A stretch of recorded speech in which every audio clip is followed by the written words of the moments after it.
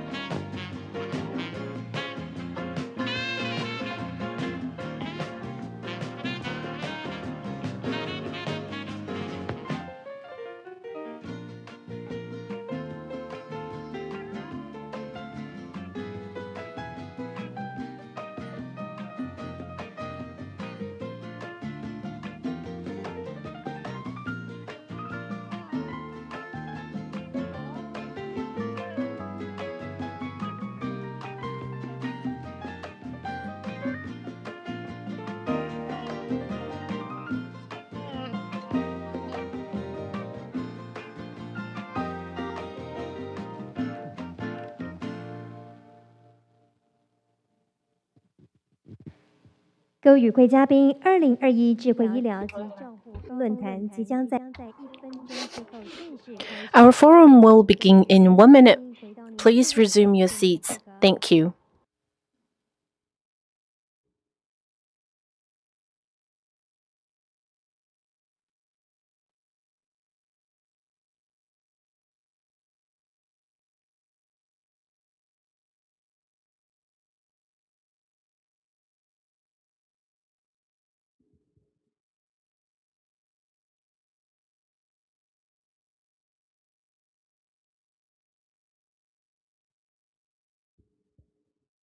各位现场的贵宾以及所有与会嘉宾，大家午安。 Ladies and gentlemen, good afternoon. Thank you very much and welcome to the forum that has been hosted by TITRA, which is the 2021 International Smart Medical Forum, Crossfield Facilitation, Re-Evolution of Smart Healthcare, and Smart Startup Forum. With this wave of startup and innovation, new opportunities and requirements in the medical industry has led to many innovations and developments, and it has led to cross-border collaboration opportunities. In this session, we have invited startups from Taiwan and abroad. Before we begin today, we would like to welcome our guests today. Please stand up and wave your hand to our friends on site and online when you hear your name. First of all is CEO of TMU Biomed Accelerator, Tani. Long Anjing, CEO of AESOP Technology. Yvonne Chen, founder of Ceres Capital Management Consultant Limited. Deng, co-founder and chief executive officer, Health2Sync. We also would like to thank our speakers for participating in today's forum. Now we would like to play a pre-recorded video of our first speaker today, Peter Fitzgerald, MD, Ph.D., chairman of iXensor, co-founder and managing partner at Triventures. He is very senior in this field. Now, with a pre-recorded video, he would like to share with us the topic of decrypting the global investment trend of smart healthcare. Good morning, maybe good afternoon, or maybe good afternoon, or maybe good evening, ladies and gentlemen. Appreciate the opportunity. Talk a little bit about where we are in this current landscape. Not only startups, activity, but venture in the healthcare arena. As of today, in the United States, one out of every 500 Americans have died of COVID. And that type of process in the last 18 years is really a wake-up call for all of us, not just in the United States, but around the world. We've had some pretty important social, political, and economic lessons over that time period. But one of the most interesting components that I've learned as a doc, a healthcare provider for the last 30 years, is that the biggest impact, in my view, maybe a little biased, has been in healthcare. And maybe some silver linings of this pandemic are important to appreciate. This has been an epic observation and rediscovering of the view of the workflow of healthcare, who adopt new technologies that would communicate between physicians, healthcare providers, and patients. Obviously, telehealth has taken over in a major way, and we would not have done that unless there was a forcing function, the one we've been experiencing the last 18 or 20 years for sure, or 20 months for sure. Pill delivery that happens at your doorstep within 12 to 24 hours of a prescription or non-prescription. But probably one of the most important realizations has been data, not just spatial data, but temporal data over the journey of a person that has healthcare challenges. A secondary lesson there for us physicians has to realize that patients are people, and those people are consumers. And because of the inability to get into hospitals and clinics in the last 24 months, we've really begun to think differently about how to deliver care and how people that have healthcare issues to receive that care. This has sparked this realization of patients, people, consumers.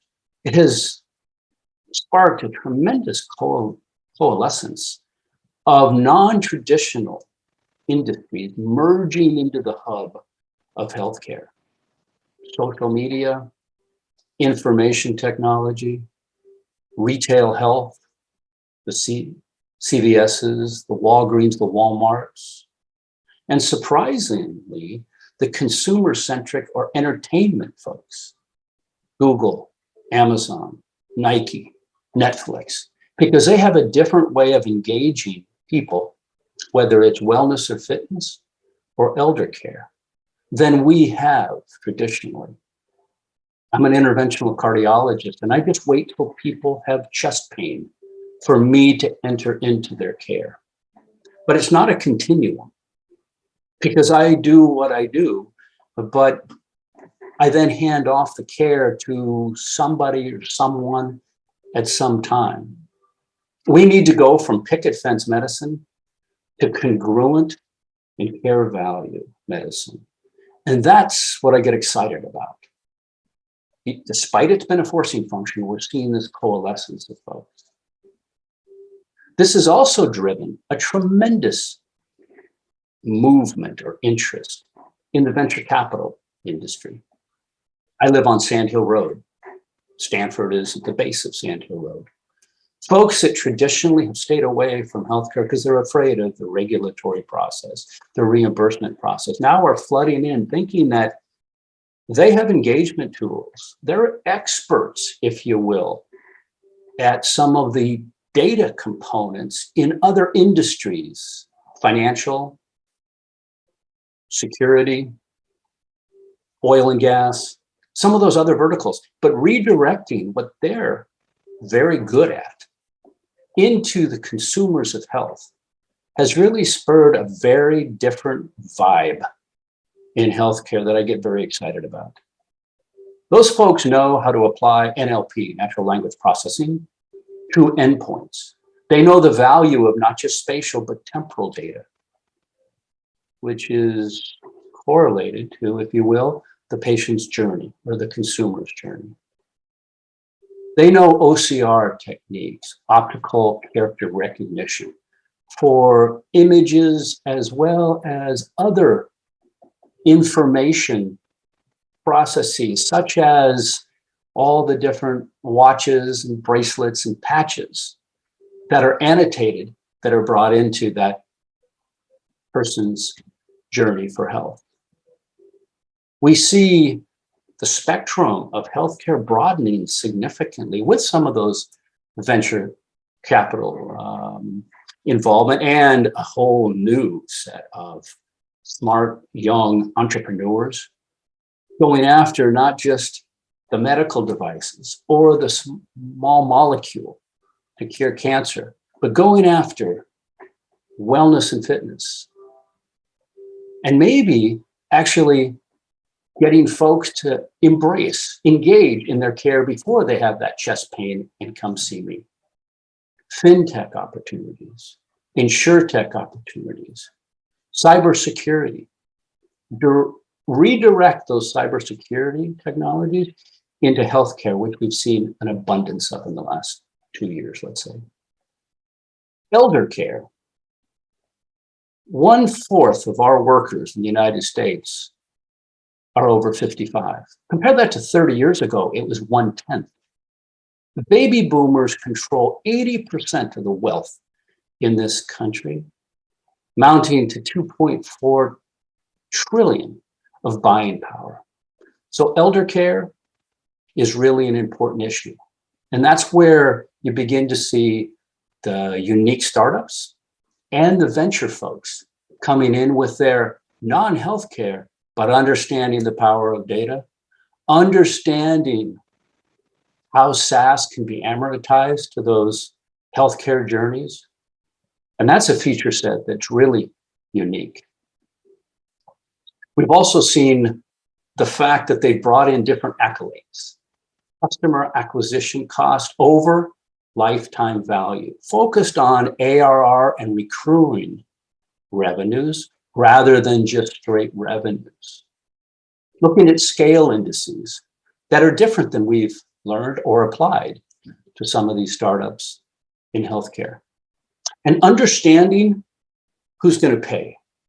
Generally, hospitals don't pay. And if you're directing your startup to counting on a hospital paying, please understand how customer acquisition over lifetime value works, because it doesn't work very well in a hospital system. In a unique potential, maybe, but not as a broad something that you can control or something that you can count on. But payers do pay. Employers do pay because they understand in their various levels of employees the cost of loss of work to their diabetes, to their low back pain, or their mood disorders, which is something I actually forgot to talk about, and that is this blossoming of behavioral health issues, partially brought to the surface by this pandemic. But now we've got many different ways. So in the palm of your hand, you can get a psychiatrist, you can get a social worker. And that same effort can deliver some of the pills to your doorstep to balance some of those therapies, those cognitive behavioral therapies with adjusting your medications. And you can do that from a distance. Again, it's not Blockbuster, it's the new Netflix, if you will. So payers, employers, pharma, and retail health. Follow the money, because that's ultimately how these new technologies begin to scale. So in summary, ladies and gentlemen, I've been involved in healthcare for 30 years as a practicing physician, and I've never seen a time period that has been more exciting than I have in the last 2 to 3 years. This is an epic change, and the forcing function that we just realized for the last 2 years has really accelerated this. And that's what I get excited about. For patients, better people, better consumers. Thank you very much for your attention.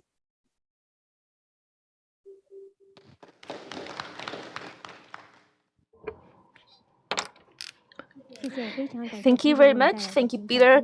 Thank you for this wonderful presentation. Our next speaker is from Taipei Medical University, Mr. Jowy Tani. TMU is a global grade, international grade incubator and accelerator. This is a hub for talents of all fields to be connected to global biomedical ecosystem. So now let's welcome Mr. Jowy Tani. His topic is building the medical startup ecosystem with industry players and academia. So this is I want to emphasize this ecosystem in my topic. So I am the CEO of TMU Biomed Accelerator, and I was studying in Stanford and also UCSF. I'm now working in Wang Hospital as attending neurologist. So what is a mini ecosystem, a startup ecosystem? Yes, everybody should have heard about this. This is in high school English textbook. So ecosystem could be big.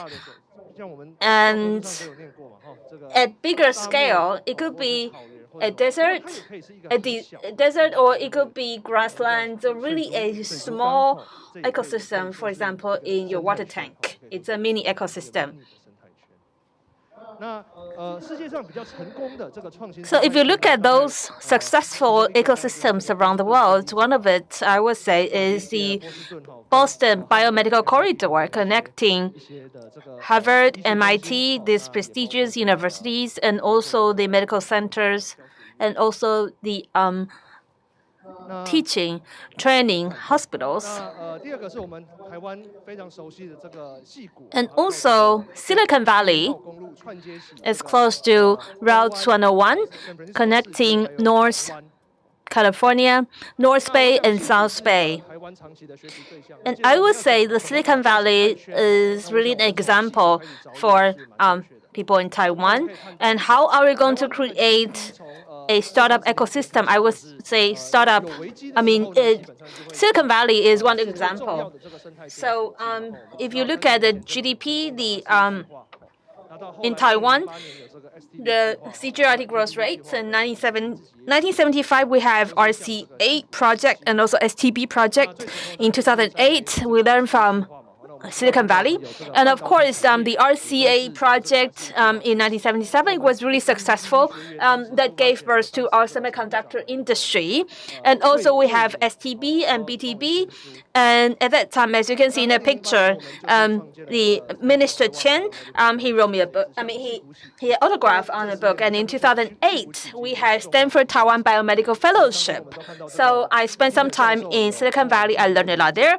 And also Dr. Peter Fitzgerald, I'm very honored to have learned and studied under him in his team.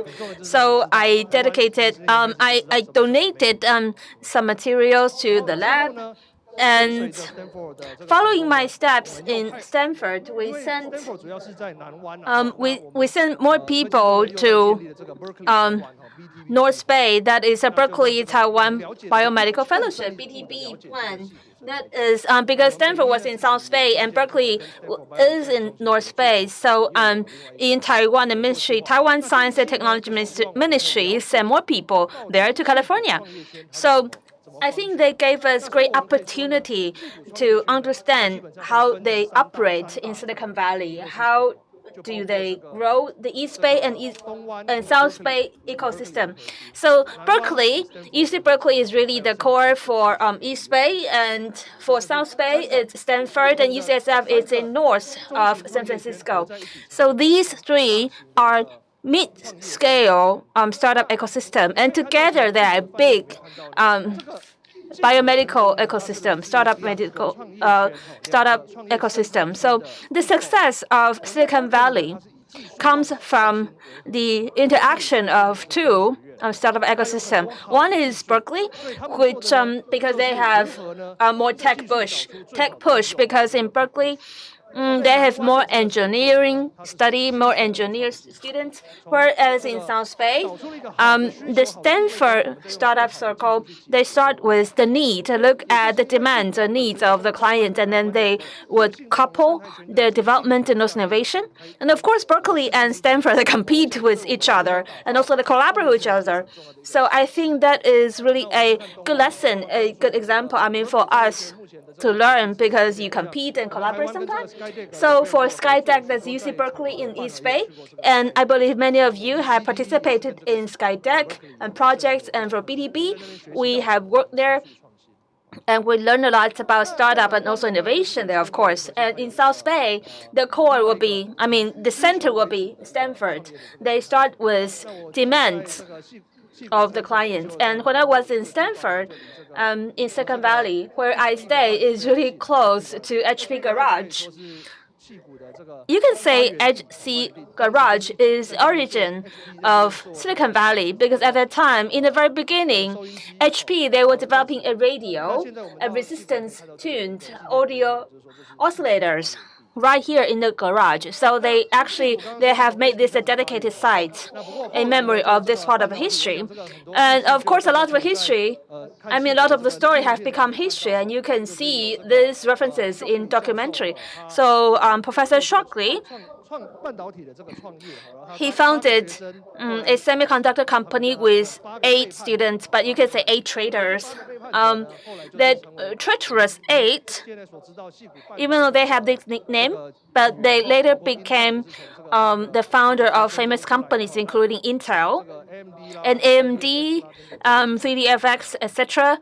They came from the treacherous 8. Then Silicon Valley, on the basis of hardware development, they coupled with software development. So there was another group of people. If you say the treacherous eights lay the foundation for hardware, then the PayPal mafia, they lay foundation to software development. And also Steve Chen is actually from Taiwan, also Peter Thiel. Peter Thiel, you can say he is the father of angel investment, also Sequoia. The investors, I mean, a lot of them came from PayPal mafia. So of course, one of the most famous person will be Elon Musk. The richest people in the world. He's not only developing rockets, but also human-machine interface. So what exactly does Silicon Valley refers to? So in South Bay, they focus on the needs, and on East Bay, they focus on technology. So a lot of talents, skilled people, they gather here around the Bay. So they are really developing the technology at really advanced scale. So this is something we can learn from Silicon Valley. They're at the front, so many fronts of the world. So should Taiwan become the next Silicon Valley? We've heard a lot of discussion about this, and it's a very similar topic. Whether we should or should not become next Silicon Valley, but there are a lot of things we can do better. So how should we learn? How do we approach, get closer to this state of practice? So we have done some analysis. If you look at biomedical circle, a successful biomedical circle, it consists of medical center, medical school, downtown, suburb, life science companies, venture capital, accelerators. All these are essential. And in TMU, what we are attempting to do by leveraging the available resources, which means we have medical center, we have medical school, we have suburbs and downtown in Taipei City, and we have startups, and we are introducing new startups founded by our professors or students. However, what we are running short of, I mean, when it comes to ecosystem, we are thinking, okay, we are running short of accelerator in TMU. We do not have the capital or the environment for startups. So that's why we founded TMU Accelerator. So these are the key components to build a biomedical ecosystem. So how do we approach this state of best practice? The critical mass. And by approaching the state of best practice, we can ensure that all stakeholders can optimize and maximize their values. So in the past few years, I've been thinking, how can I better integrate the industry expertise and academic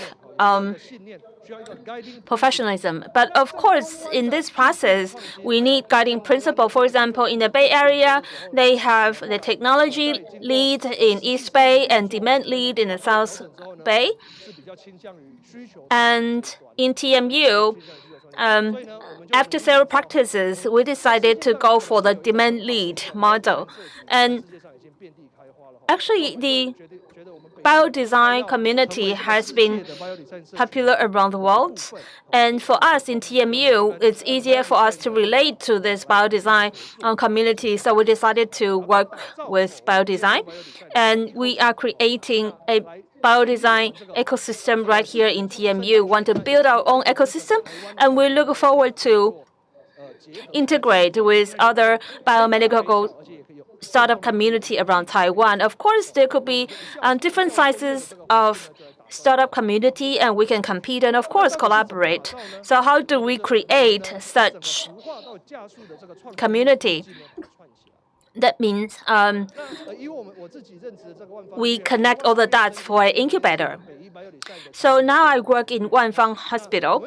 It's actually a very key member, a key member in the TMU Accelerator.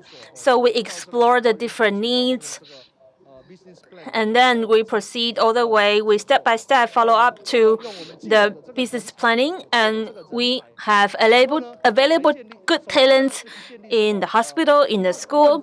So first of all, we started with the clinical immersion. That is a clinical field available at Wanfang Hospital, and we are very honored to be certified by Biodesign. They recognize the fact that students from biodesign projects, they came to Wanfang University, they can explore the demands hidden at clinical scenarios. And then the second step, we leverage the available resources at schools of prototyping. In Wanfang Hospital, actually, we already have some clinical experiments, and we're just connecting the dots. So these are for acceleration of the incubators. And the resources are there. It's just spread around the campus. So we are connecting the dots. And now we encourage the students or the stakeholders to be more interested in startup. And then once we all join the community, of course, we can encourage and aspire the students to create the team. For example, we can have seminars, and we connect the available grants. And the accelerators I will be talking about in later slides. We work with industrial collaborators, partners, and some of the innovation actually is implemented in the hospital right away. In incubation, I think among the campuses around Taiwan, there are lots of incubators already. In our discussion with startup teams, actually, you can see they are passionate. And of course, their dream is to be successful step by step and then eventually go IPO. But the thing about starting up is that you're jumping from top of the mountain into the valley, but you don't know if you can parachute successfully. Maybe you just landed right away without the parachute open. So I see you are nodding. What we can do in this aspect is that when you jump, okay, you can say it's the death valley, the valley of death. And we're applying for the grants. And once the grants run up, at this point, not necessarily all startup teams can be connected or commercialized. So in TMU, we want to help the startup teams to pass the challenge in valley of death. That's when you use up all the grants, but still you are not yet connected or you are not ready to go to the market. Valley of death actually is important in the development of biomedical startup because there are legal and compliance issues you have to get across. And in the design of accelerators, most people can think about the Y Combinator. These are bigger scale accelerators. But as the biomedical startup community grow, we are seeing different tracks. For example, StarXmed or BioDeck, BioTrack. And in TMU, because we're already very good at biomedical fields, so we are closer to IndieBio and StartMed. So that's the areas we focus more. So what can the startup teams get from accelerators? First of all, of course, it's investment. So the capital. Without capital, you cannot be called as an accelerator. And of course, you also get mentoring, community, and connections in accelerators, and also market access. And like I said, we are creating a biomedical ecosystem. I mean, it's a real ecosystem, so we are able to provide investment opportunities and mentoring communities, etc. That's our aspiration. And as a biomed accelerator, there are some additional conditions, including medical devices, artificial intelligence, digital health. For these startups, they have specific issues need to overcome compared to general startup because they have higher entry barrier.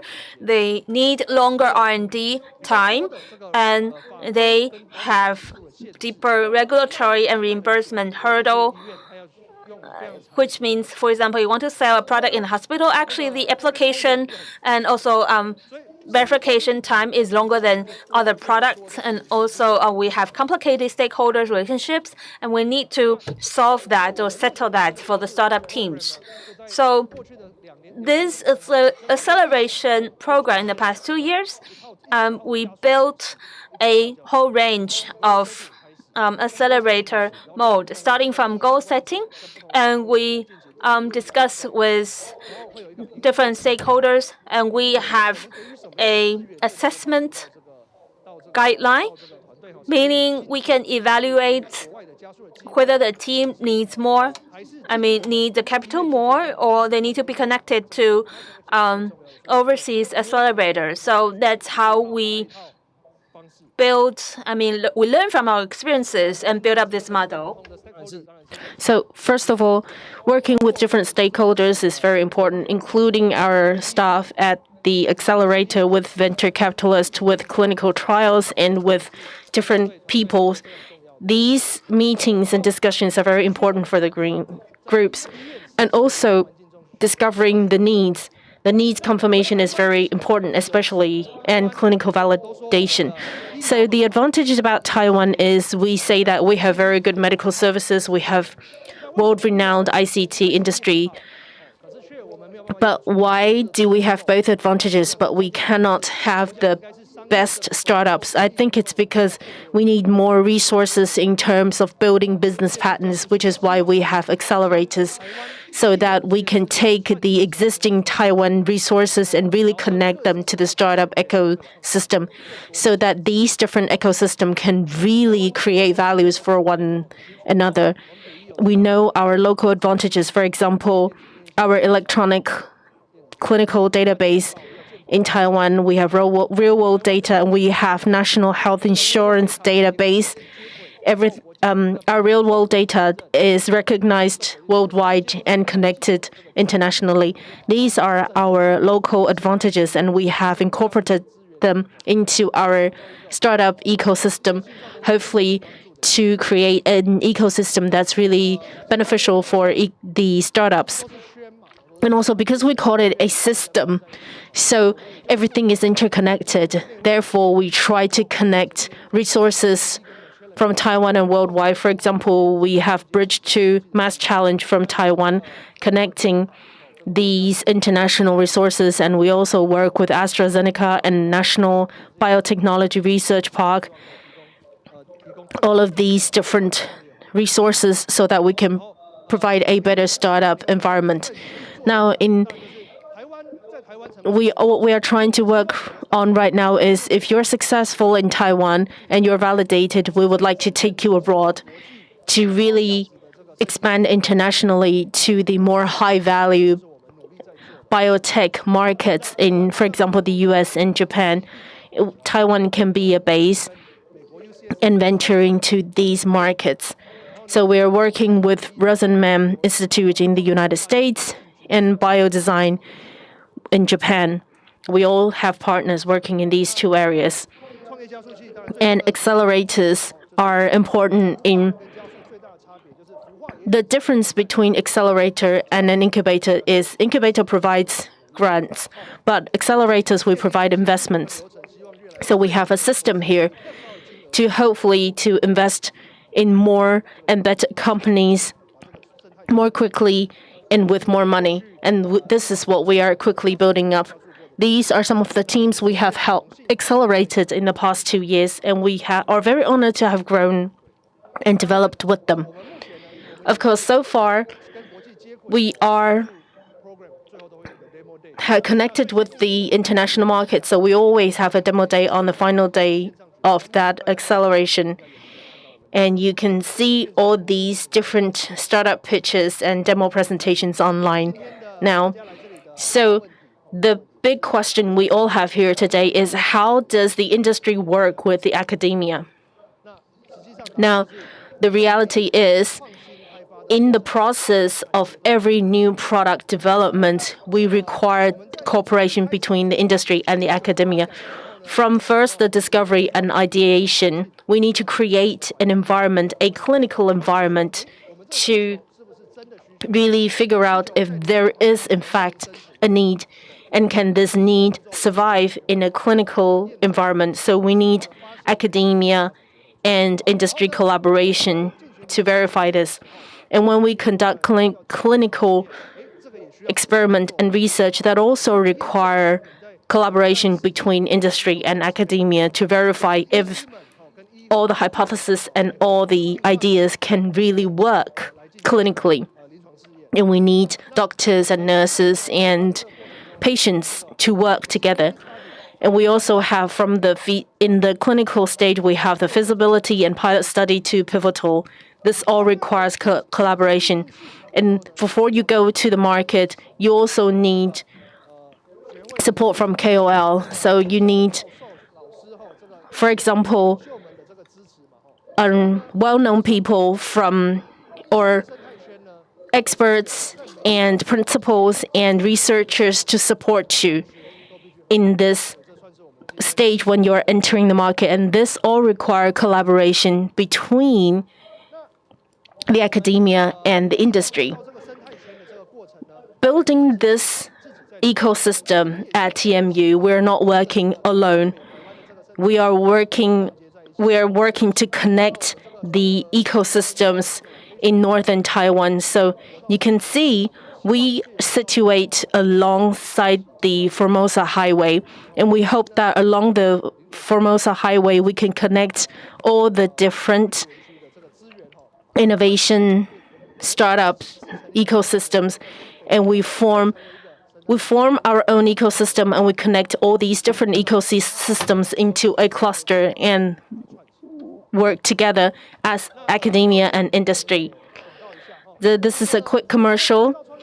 Creating this ecosystem requires not only connecting resources in Taiwan, but also connecting with the international world. So we are a member of the BioResearch, and there is the BME Idea Asia Pacific event that is going to take place on the 17th to 19th of November 2021.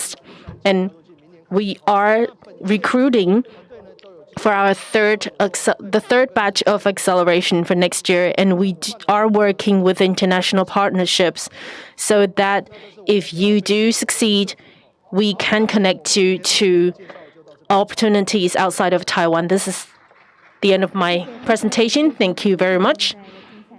Thank you, Mr. Chen, Mr. Tani, for your presentation. Next, we have Jim Long, the CEO of AESOP Technology, who is going to talk to us about safer drug use and a simpler drug administration, and to really improve drug use and the safety of drug use. So next, we invite Mr. Long to talk to us on securing the front line of safer drug use. Hello, I am Jim, CEO of AESOP Technology. AESOP stands for AI, and we focus on the AI-enhanced safety prescription. That's what AESOP stands for. And we are a spin-off of a university, and we have 4 co-founders, and we have a deep connection with TMU. I personally graduated from TMU, and I have worked at TMU. So we have a hospital, university hospital, either still teaching there or working there. And Participation also became one of our investors. And because of these very strong research resource, I personally obtained my Ph.D.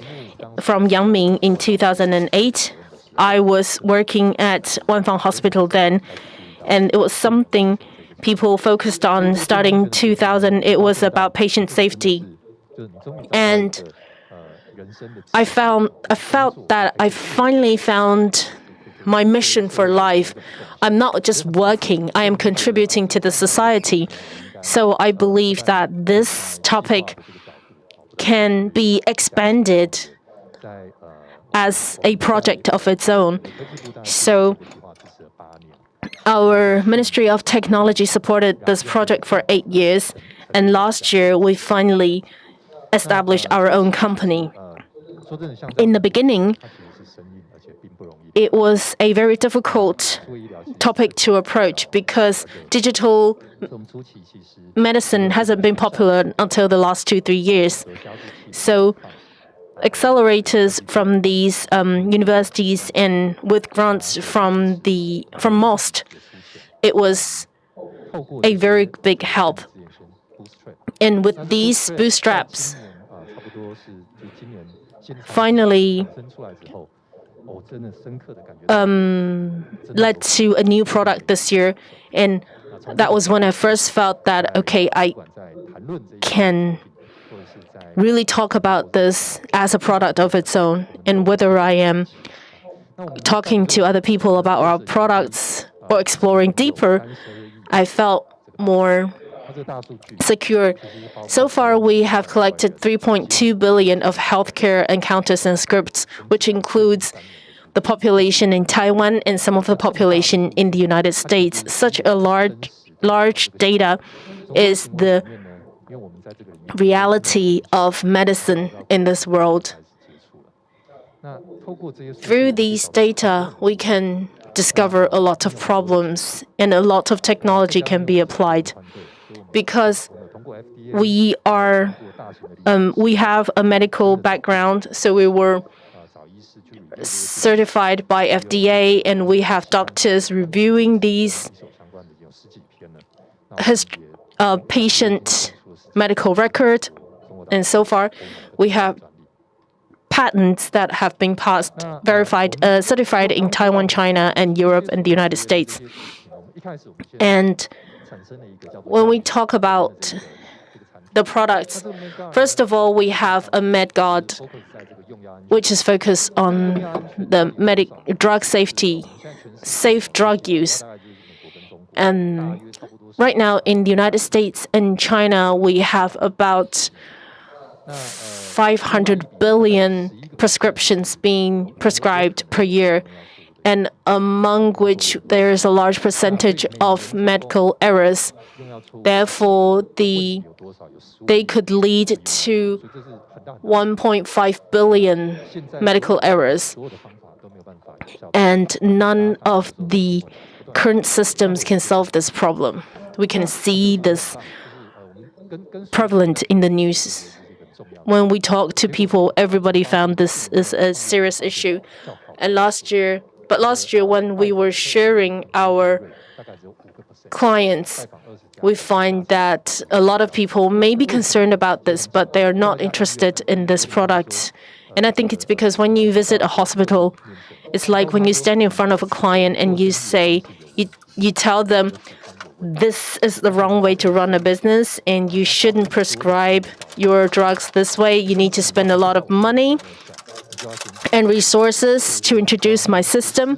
Or if you don't even know how this will work, but you have to spend a lot of money ahead to test it, and you don't even know the cost benefit of it, so cost-effective benefit of this. So what I can say is, if you have a fund for 50 million, then everything can be paid for by that fund, right?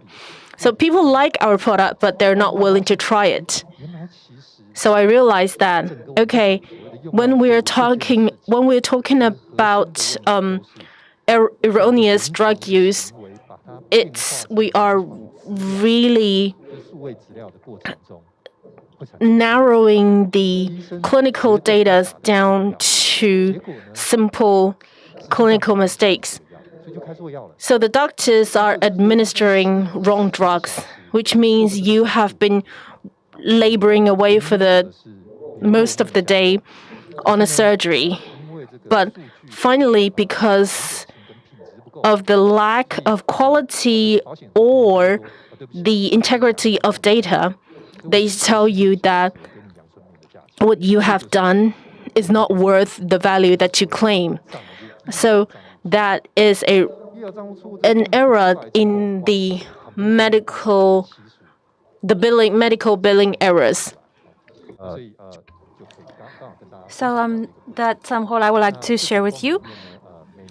So if you look into the data, actually, in the United States alone, we have $60 billion denials in the reimbursement applications. That's why we chose the United States as the first market to penetrate. And AESOP is 100% U.S. invested company. And why we chose the United States as our prioritized market. Number one, of course, is the biggest market. And in its GDP, the medical industry takes as much as 17%. And in the United States, they spend $4 trillion annually in medical care. And if we break down this $4 trillion, amounted to their 750 billion US dollars that's useless administrative fees. So we have calculated the numbers, and actually we are confident that we can improve as much as 10% to 20% among the denials. So there are other pain points. For example, in order to improve all these conditions, like I said, they know there are these problems. They know they have these pain points. In one of my pitches, the leader told me he never saw anything like this. He said if he hires 100 nurses to check all the patient data every day, it's like $5 million US. It's really laboring. It's really hard work for the nurses, and they actually did not save much life. And they didn't know actually AI could contribute to this and solve the problem. So, like I said, medication errors and medication safety. That means if the wrong patient gets the wrong data, gets the wrong prescription, wrong drug, the wrong dosage, etc., all this can be categorized as medication errors. Actually, annually in the United States, they have 1.5 million patients. They are injured due to wrong medication, and they have $2 billion US of social costs. And like I said, is more than 10% is due to medical error. And it's a big problem, really. And this is one of my favorite slides. And this is a real case. It's actually in the pediatrics. Not this girl, of course. For lower back pain, this little patient, she went to the pediatric doctor. And in Taiwan, we have Solaxin. Solaxin, actually, is to solve, and actually it can ease the muscular pain, lower back. So that's Solaxin, as you can see on the top left. So the pediatrician wants to type in Solaxin. In Taiwan, actually, we have more than 50 pharmaceutical companies. They are really close to Solaxin. So if you type SOL, actually you see a list as SOL, Somatin, Solcon, etc. And in the hospital, actually, sometimes they change the drug. So sometimes the doctors or maybe the IT, if they are not familiar with the drug, and when they search, when they input the query, they get the wrong drug. And then it's very possible that the doctor would get the wrong drug. So what happened is that the doctor, he selected Solian, and it's for bipolar disease. So that's a really heavy drug. So this Solian, which is used for depression for adult, the maximum is 800 milligram, but Solaxin 800 milligram is a standard use, a standard dosage. For this little girl, what happened was that she was eating the depression drug, and it was so lucky that we identified this medical error and we stopped this tragedy from happening. So Solexin, that's for muscular pain, and Solian, that's for psychotherapy, and Solatin, that's actually for another specialty. So medical errors is really about probability. A good hospital, I mean, it could be 1 out of 10,000. And for a lesser, not as good hospital with bad investment, with bad management or bad administration, they have higher probability. So, an error in the system, we have to deal with it in a systematic way.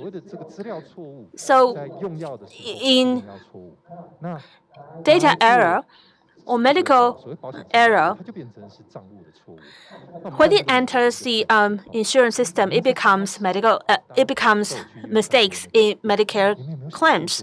So every one of you have visited the hospital. So have you ever thought about what does it mean? I mean, the items listed on your invoice. I mean, I've been working in the hospital for so long. I mean, a lot of time I don't understand. There's copay and also payment of the hospital and also inpatient, outpatient. For example, you have to pay 10% of the copay. And so do you know how high is the error rate? In the United States, actually, they can identify, okay, 80% of the invoices, they are errors. And most of the time, they charge more than you should pay. And most of the time, the insurance companies, they will try every way to see if the hospital is charging too much. And very often the hospital, they are getting less than what they should have received. So what's happening is that the patients are paying more than they should, and the hospital is receiving less than they should, and the insurance company is investing a lot of effort and people to identify the errors. So all these are waste of cost. And in the past 2 to 3 decades, the number of medical staff in the United States have grown 2 to 3 times, but the administrative staff actually have grown 30 times. So how are we going to solve this problem? How do we fix errors? So we look into the system. At the genesis of this data, we try to be as correct as possible to avoid all errors. So strictly speaking, all these mistakes are mistakes in documents, I mean in the process of documentation. So you want to make sure, okay, when you input the data, when the data is generated, then it should be correct in the very beginning. So of course we look at abnormality, we look at the exceptions. And here there's a technology for this exception analysis. We use biostatistics. And in the very beginning, we use data mining. And then at the suggestion or advisory level, we leverage AI technology.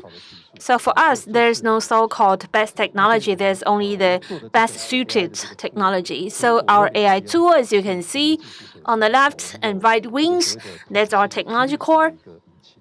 So we have a probabilistic engine, and then we have machine learning, a narrow or so-called AI engine according to narrow definition.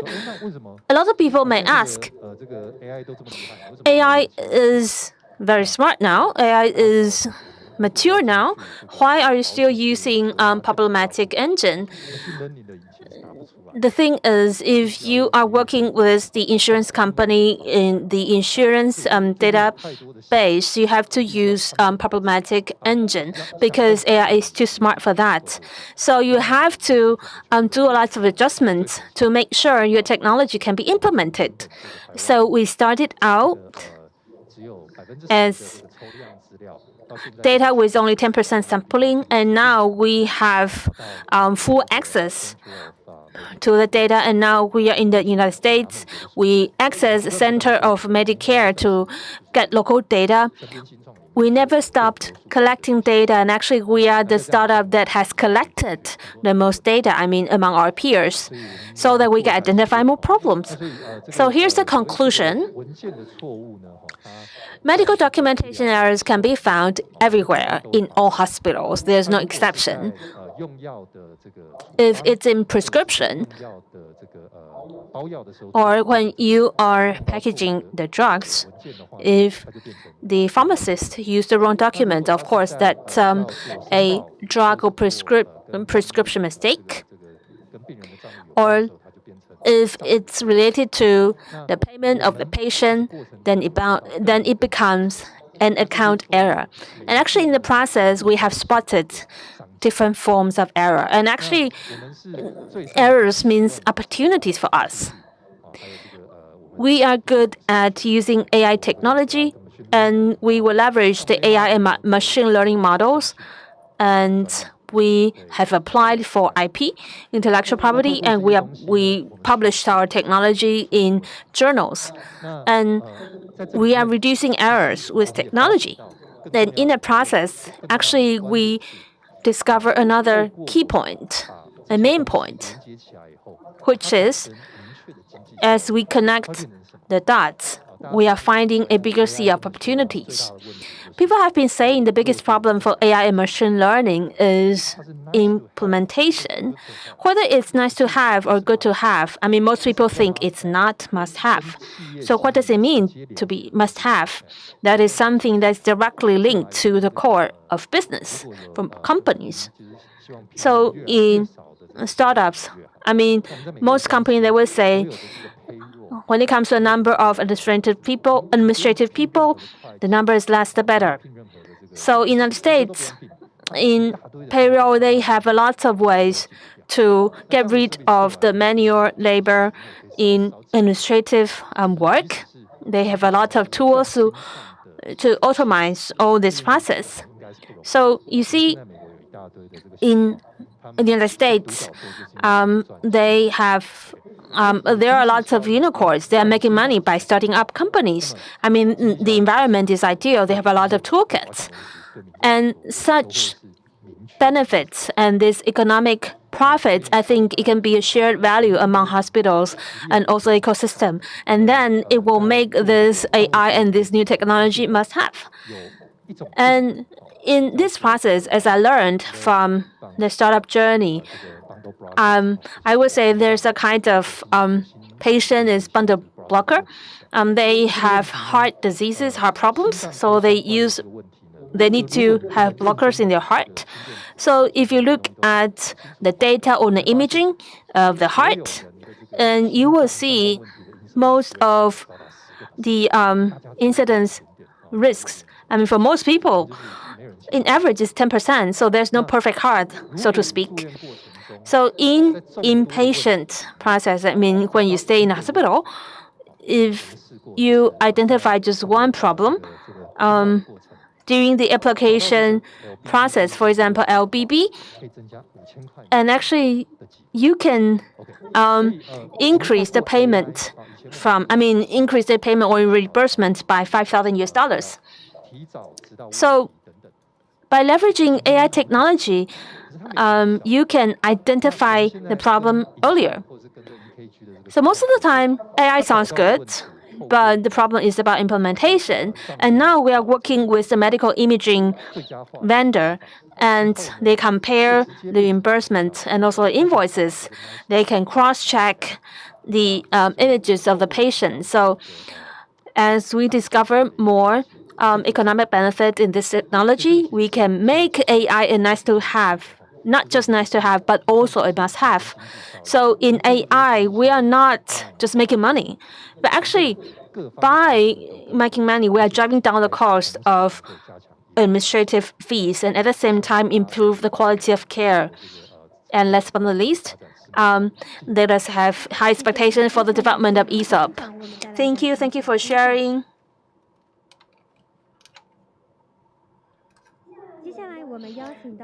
Thank you for Mr. Long, CEO of AESOP Technology. Our next speaker is Yvonne Chen, founder of Ceres Capital Management Consultant Limited.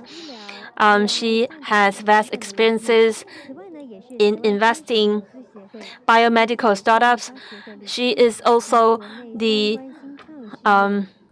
secretariat, the director in our startups in various association of angel investors.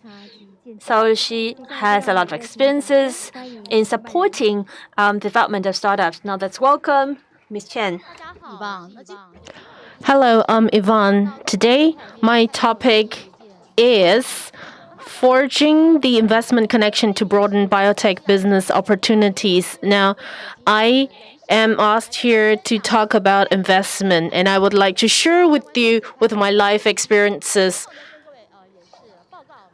to share with you how what my thoughts are regarding this new era. And I guess this is a mission this is my calling, and I would like to expand in the world. I founded Ceres with my co-founders, and we have a lot of experiences. In the past, in the 80s, the venture capitalists and startups are very different from this current stage. And we believe that accelerators and shared spaces should be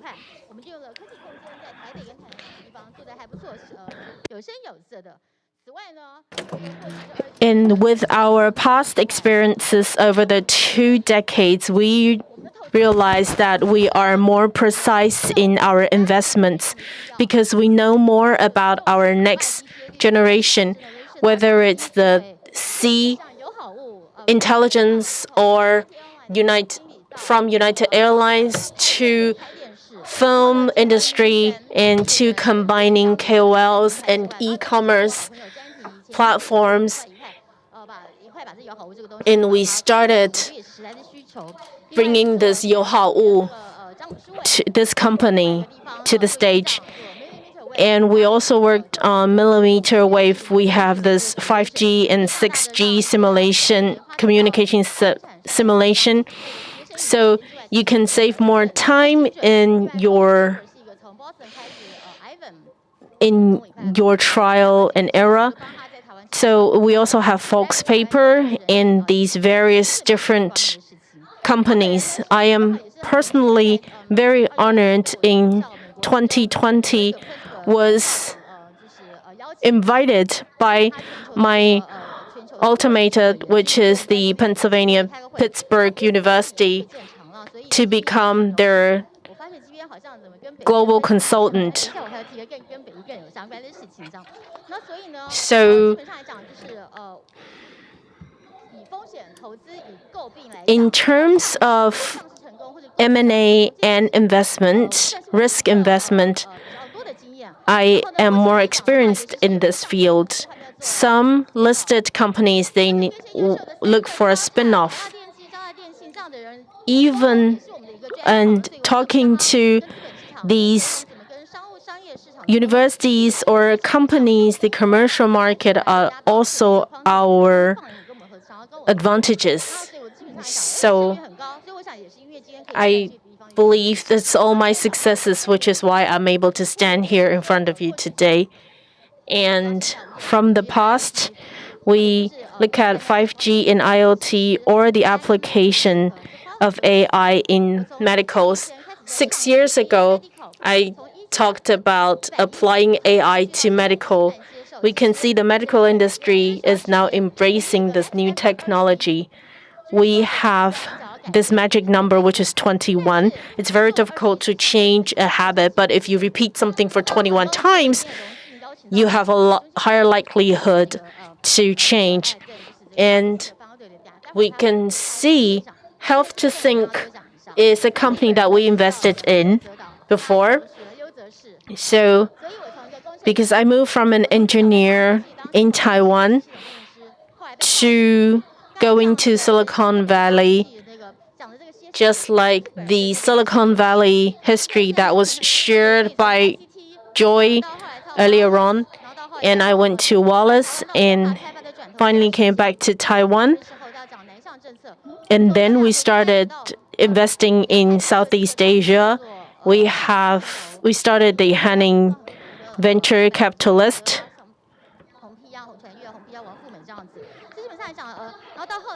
And then we went to HTC to lead M&A. We bought companies in France, in the United States, and we ended up with a lot of resources.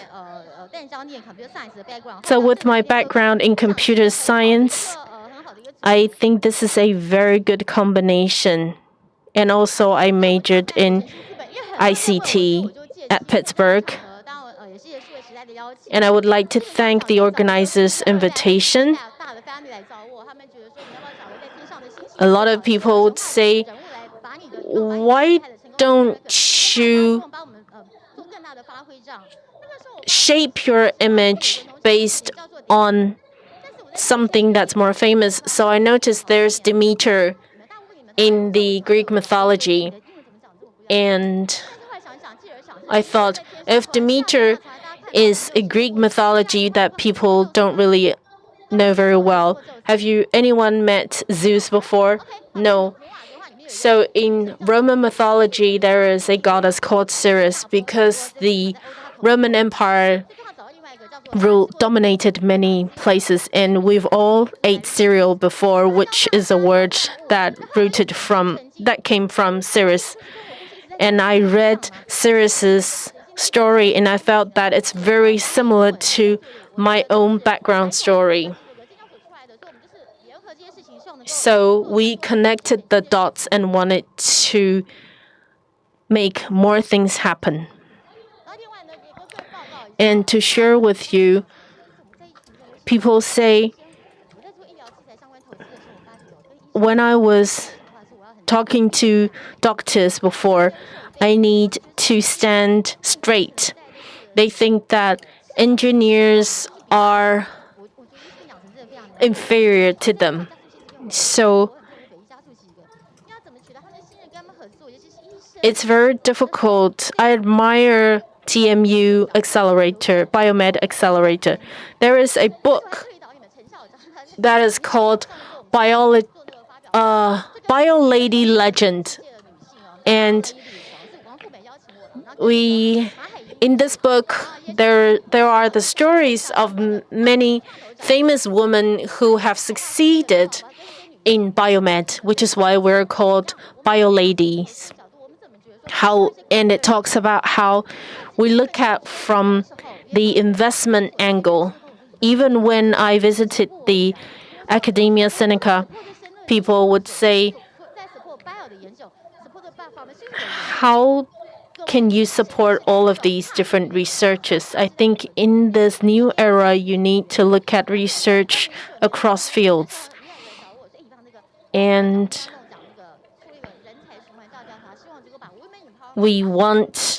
I was asked and invited to work on a talent circulation alliance, trying to empower women with digital economy competence.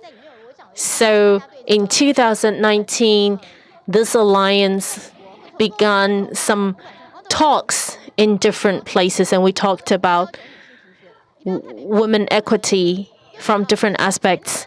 According to data 2 years ago, if we have less than 20% of women entrepreneurs out of a room of directors, and we have a very famous, during one meeting, a famous VP asked me, do you hire idiots?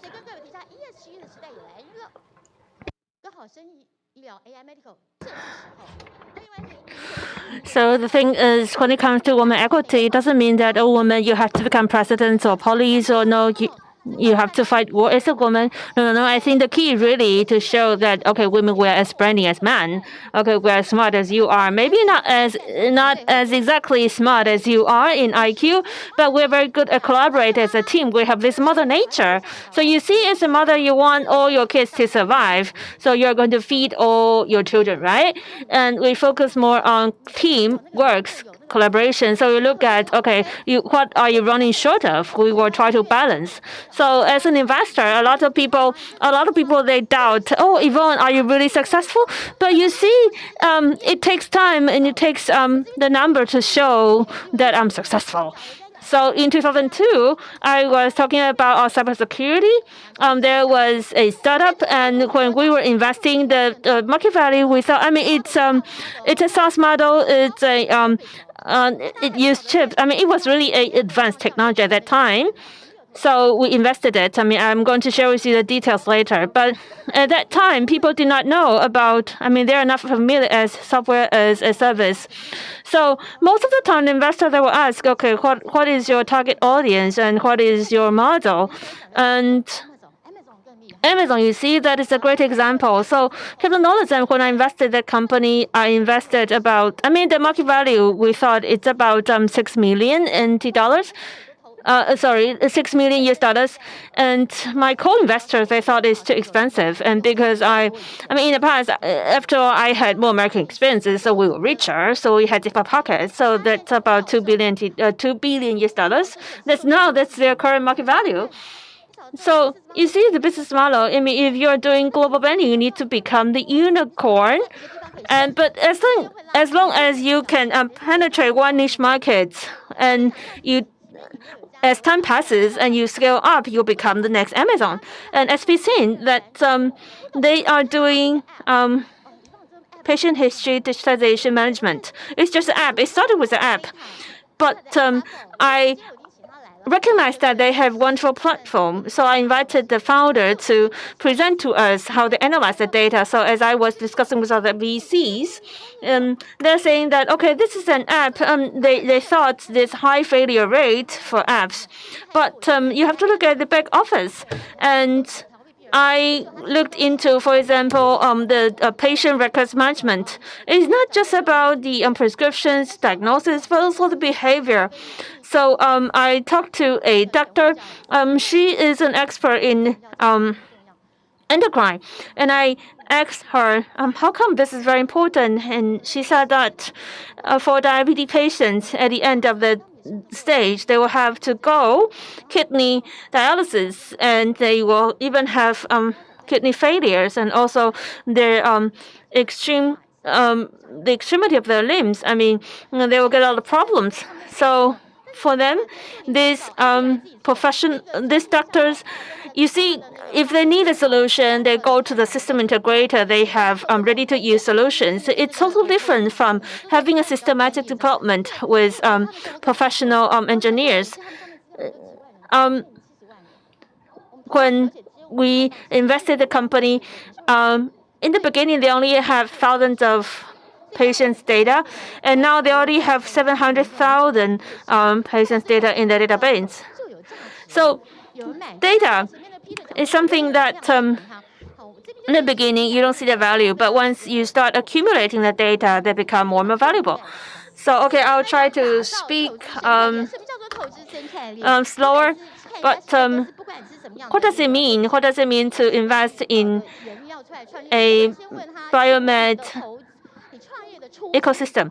So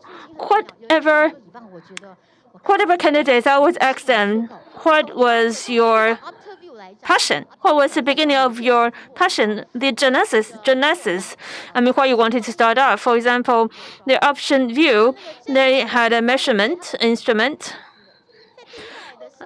And Ceres, I mean, at that time, it was a dominant company. And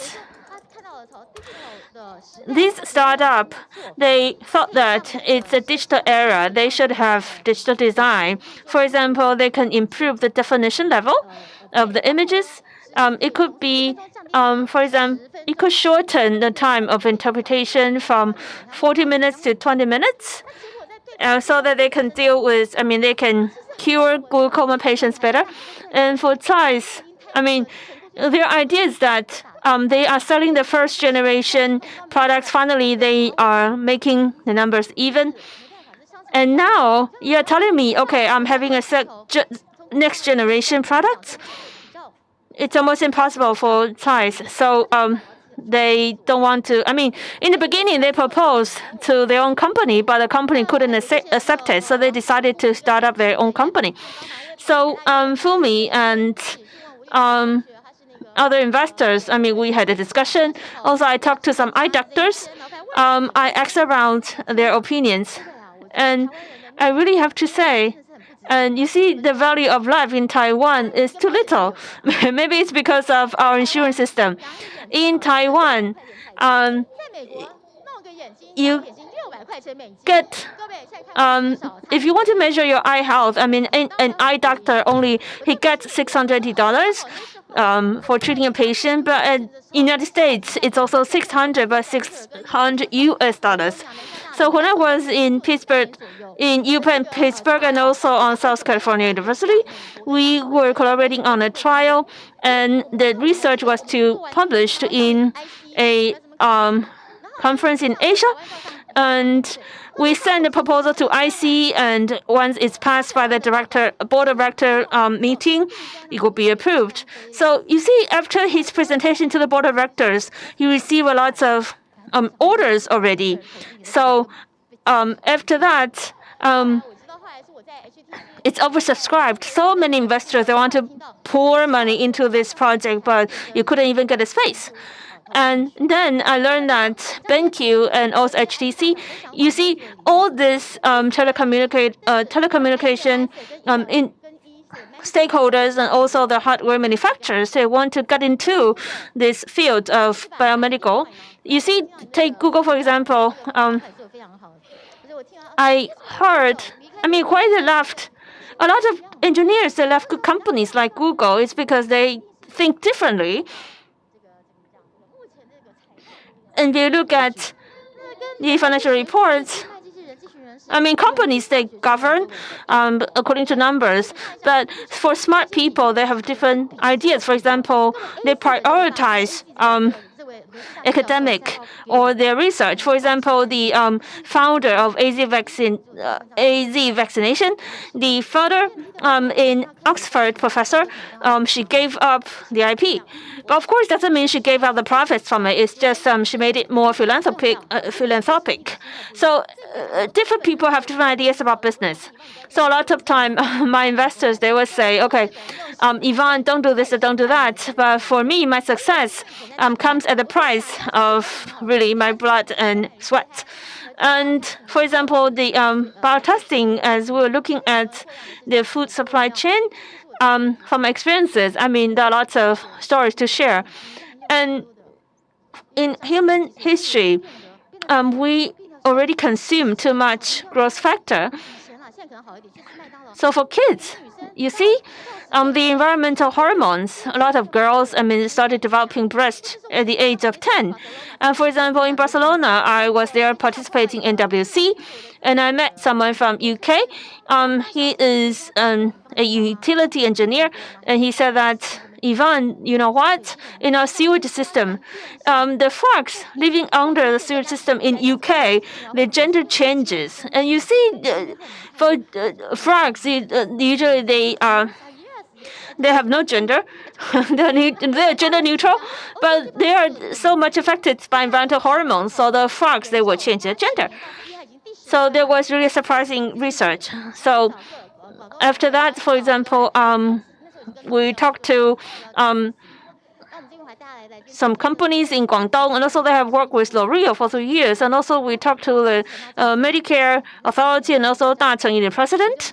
I told them, you're getting things too complicated, but the thing is, from an idea to a product, from startup to commercialization, that's really sometimes takes really long, more than 10 years.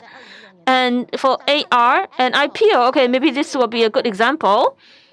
I believe you have heard about it. IPO, it's for commercial advertisement.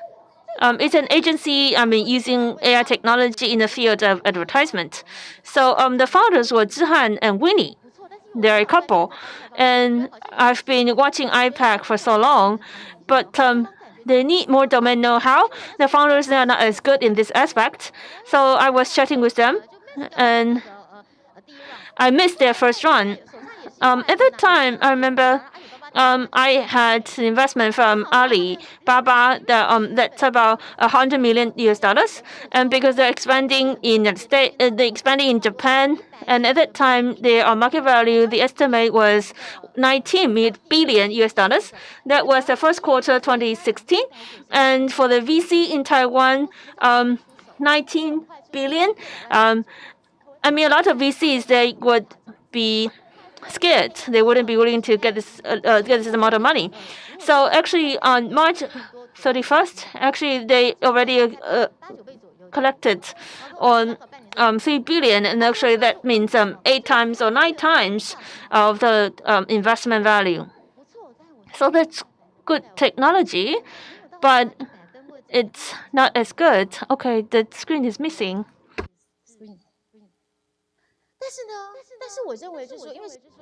But in Japan, the software engineers in Japan, if you think about the scenario in Taiwan, I mean, the resources are centralized. So in Japan, of course, we're not going to disclose the revenue, but it's not as much as you might think. But it's a good team, and they have support from the clients. So as long as their clients are happy and you have a good business model, and of course, we want to avoid legal issues as much as possible, so that's IPID. So next page. What is next page?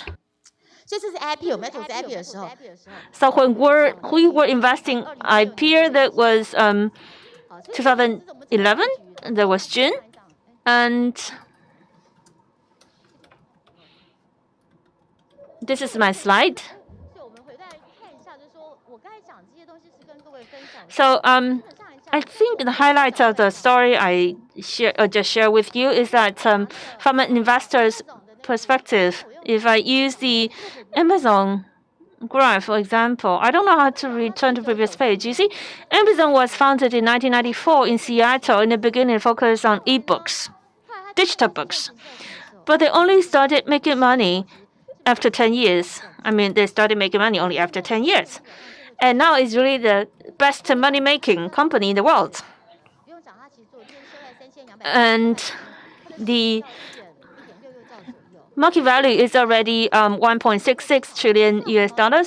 So that's really a very good example of SaaS. And so it's all about timing. And as long as the clients are happy and it's easy to use, then yeah, it will boom.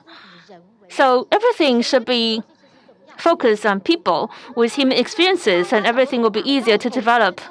And speaking about investment ecosystem from my past experiences, Jeff Bezos very often he would say, "Okay, quick.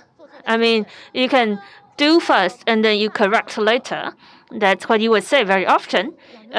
For the clients, of course, you always prioritize your clients. And when I was in HTC, the engineers, they would come to me. I mean, "Oh, Yvonne, you don't know how to use this." And for me, I think I'm your client. I mean, you should be smarter than I am. So, you see, the engineers, if you could develop a good technology, but it's not usable for the general users, if your grandparents gonna use it, then it's a failure. So you really have to be client-oriented, and don't be afraid of failure. And that is important for all startups. And in my company, I mean, most venture capital, we learn from Silicon Valley. Silicon Valley is a very good model for everyone.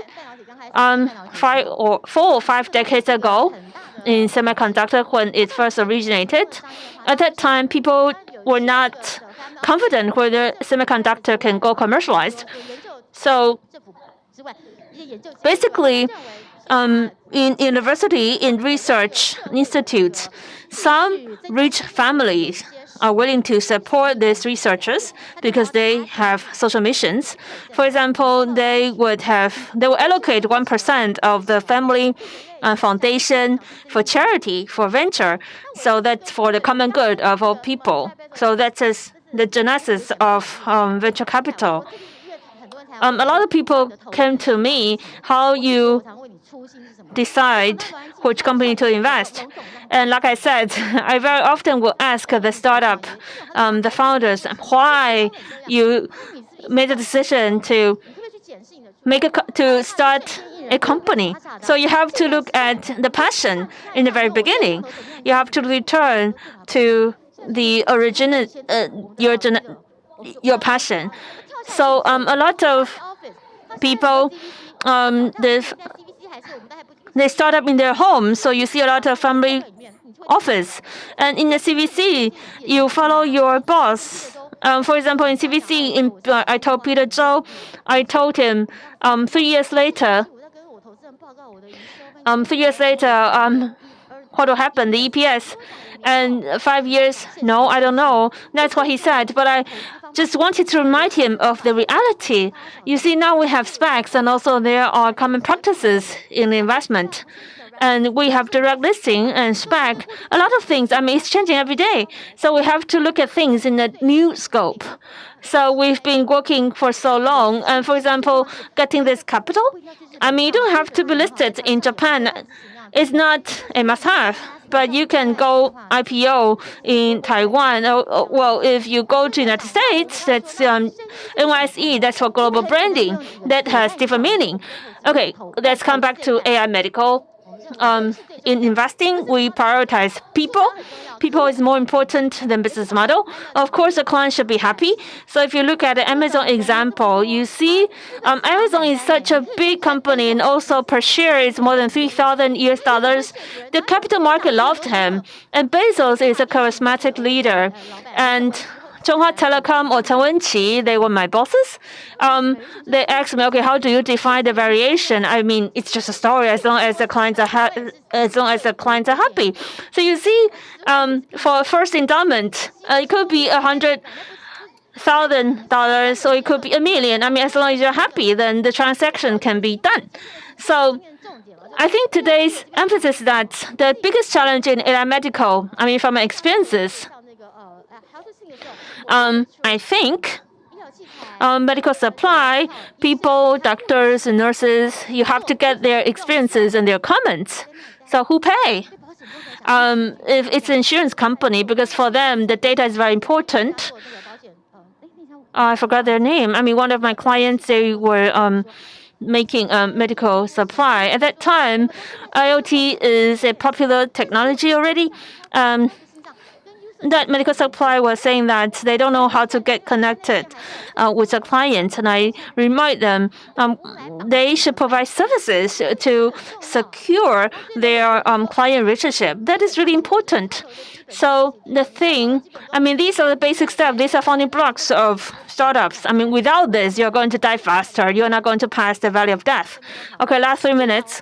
The key domains. Okay, we look at the mega trends. There's the domain know-how, so it's a must-have. You must be an expert in the field.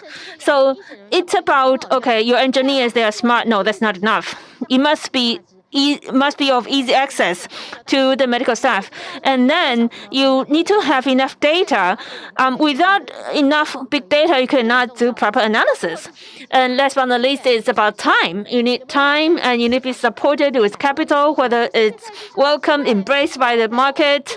And it's not the demand you see now, also the future pain points. So as long as you can identify these components, these factors, and they are settled, then you're doomed to succeed. So like all you here, I think here, as you can see on the slide, because we still have some time for discussion, I would like to share with you Signal. It's from one of my best friends. It's about Int'l milestones. So it's the in a heart disease, actually there are 3 cores. Patch, you see, one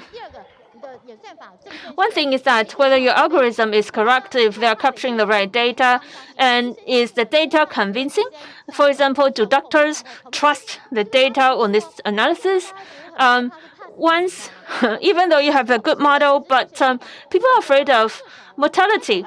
So from its genesis up till now, in the beginning, they spent 4 to 5 years to develop one client, but now in Southeast Asia, even though it's still pricey for some, but it's been spreading all over South Asian countries. And if they can sustain, the longer they stay in the market, the more data they accumulate. Actually, they gain more precision. And also, iRhythm, the market value is more than $2 billion US. And also, this is when I was a mentor, I didn't know what happened. I was telling them, okay, this ecosystem, they are doing mRNA, this mRNA. Maybe if we get the right people, I can introduce them to the TMA, the accelerator. And this morning when I just woke up, I shouldn't talk about it. I was really the director in a lot of evaluating committee.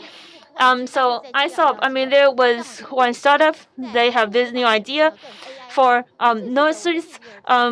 They can work better with AI. So today, maybe one of the reflections. I hope after COVID-19, people have different ideas. And also, digital transformation is not at all difficult. It is now. And it depends on your perspective. And also, look at the aging demography.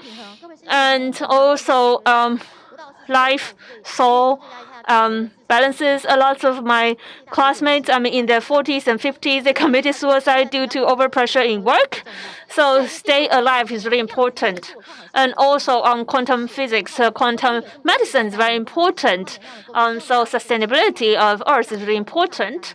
And here, I know a lot of you you have more expertise than I do. Okay, so for this vibration, this energy balance, and also the universe and the harmony of the human world. So here in this Chinese relics and I Ching, the only thing that doesn't change is Chen. Thank you very much. Thank you very much, Yvonne Chen. Thank you for this wonderful presentation. Next, we invite Deng, co-founder and chief executive officer at Health2Sync. They have smart technology for medicine combined with AI and achieved great achievements and good results in Japan and built the largest platform in Asia Pacific. We now invite Deng, co-founder and CEO, to present to us on digital therapeutics and personalized chronic disease management. Hello, I am the co-founder and Chief Executive Officer of Health2Sync. Today, I would like to talk to you about what we have experienced in the past 8 years of our startup and the problems we're trying to solve and the go-to-market or partnership projects that we're working on right now.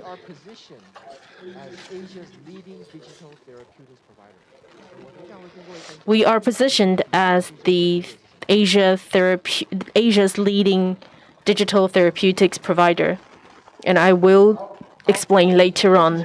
Before I begin, I would like to say, in the past 2 years, many things have happened. It is what we call in digital health the perfect storm. First of all, it's the same around the world, whether you're in Taiwan, Middle East, Japan, or the United States. The healthcare industry is growing tremendously. Whether it's in Taiwan, the NHI, or in the United States, the Obamacare. If the tax system or the NHI system does not change in Taiwan, we will be facing a lot of issues in Taiwan. So the point is the cost is increasing, and technology and mobile technology has access and delivery of healthcare has become easier. Whether you're in the United States, India, or Taiwan, the delivery and access is the same, and it's all improving. If you have good sensors, I have a wristband, Fitbit, and I have a continuous glucose monitoring sensor under my arm. And Yvonne showed us the ECG. Apple, Fitbit, we have more and more application of these servers. We have computing power, and better algorithms. Everything is going well. And then we encounter COVID-19, and it sped up the digital transformation. Now, in summary, we are the largest digital therapeutic provider in Asia Pacific is because we built the largest network of patients and healthcare. Now, with data, we are now developing digital therapeutics. And chronic diseases will be data-driven, and we can scale it because we have a universal shortage of medical staff around the world. Now, why do I start from diabetes? Because all of the men in our family are doctors. Everyone in my all the men in my family, and all the men in my co-founder's family are doctors, but they all suffer from diabetes and type 2 diabetes and comorbidities. In 2018, these are the top 8 healthcare expenditures. You can see AKD and CKD, diabetes, hypertensive diseases, cerebral vascular disease, and ischemic heart diseases. So you can see all of these top expenses have to do with chronic diseases. Now, as I mentioned, all the men in my family are doctors. Traditional healthcare does not incentivize people to take care of chronic diseases. So a true digital startup for the sweet spot would be the green area. How do you make sure that these sub-health people do not become sick? Healthcare, as we know today, is not healthcare, it's sick care. And the hospitals make money from the beds. They don't care how you manage your health at home. Now, in addition to diabetes being a family hereditary diseases, it's a data disease. The type 1 and type 2 diabetes patients, only about 10% of the patients really do monitor their glucose. And I used to live next to the Veterans General Hospital, and people say, the doctors ask, okay, Yvonne, do you remember what you did last Wednesday that led to the increase in your glucose? No, I don't. So I talked about sensors. Now we have different sensors, different apps to help you manage, but then you have more data to manage. So it manages your data in diet, exercise, and sleep. We didn't know sleep had to do with chronic kidney diseases. And now we do. And this is another issue. We start from Taiwan and Japan. We can see the diabetologists and diabetes educators and the ratio of educators to patients. We can see you need 350 patients at a clinic to afford one diabetologist. So basically, the ratio is far off, and this imbalance will not be solved anytime soon. So from diabetes management to overall health improvement, my company is called Health to Sync. It's not sugar or glucose like other companies. We are called Health to Sync because we want to start from diabetes, because we know most of the problems that lead to accumulation in health expenditures due to chronic diseases. Like I said, we have over 240 clinics that are working with us across Taiwan, Japan, and Malaysia. There are so many data here you can see. In addition to lab data and prescription data, I talked about the different sensors that I mentioned. All of the data that are contributed by these users, we can achieve ultimate reduction. And this is not rocket science. This is something that can be achieved with our current technology and can be achieved with our business model. Let's talk about digital therapeutics. What does it mean? First of all, it's the fourth wave of digital healthcare. So the first would be remote patient monitoring, like remote care people are familiar with in Taiwan. It is about telemonitoring, but that's not digital therapeutics. The definition is robust software and algorithm capturing real-world evidence and contributed by patients demonstrating effectiveness in disease management of a software.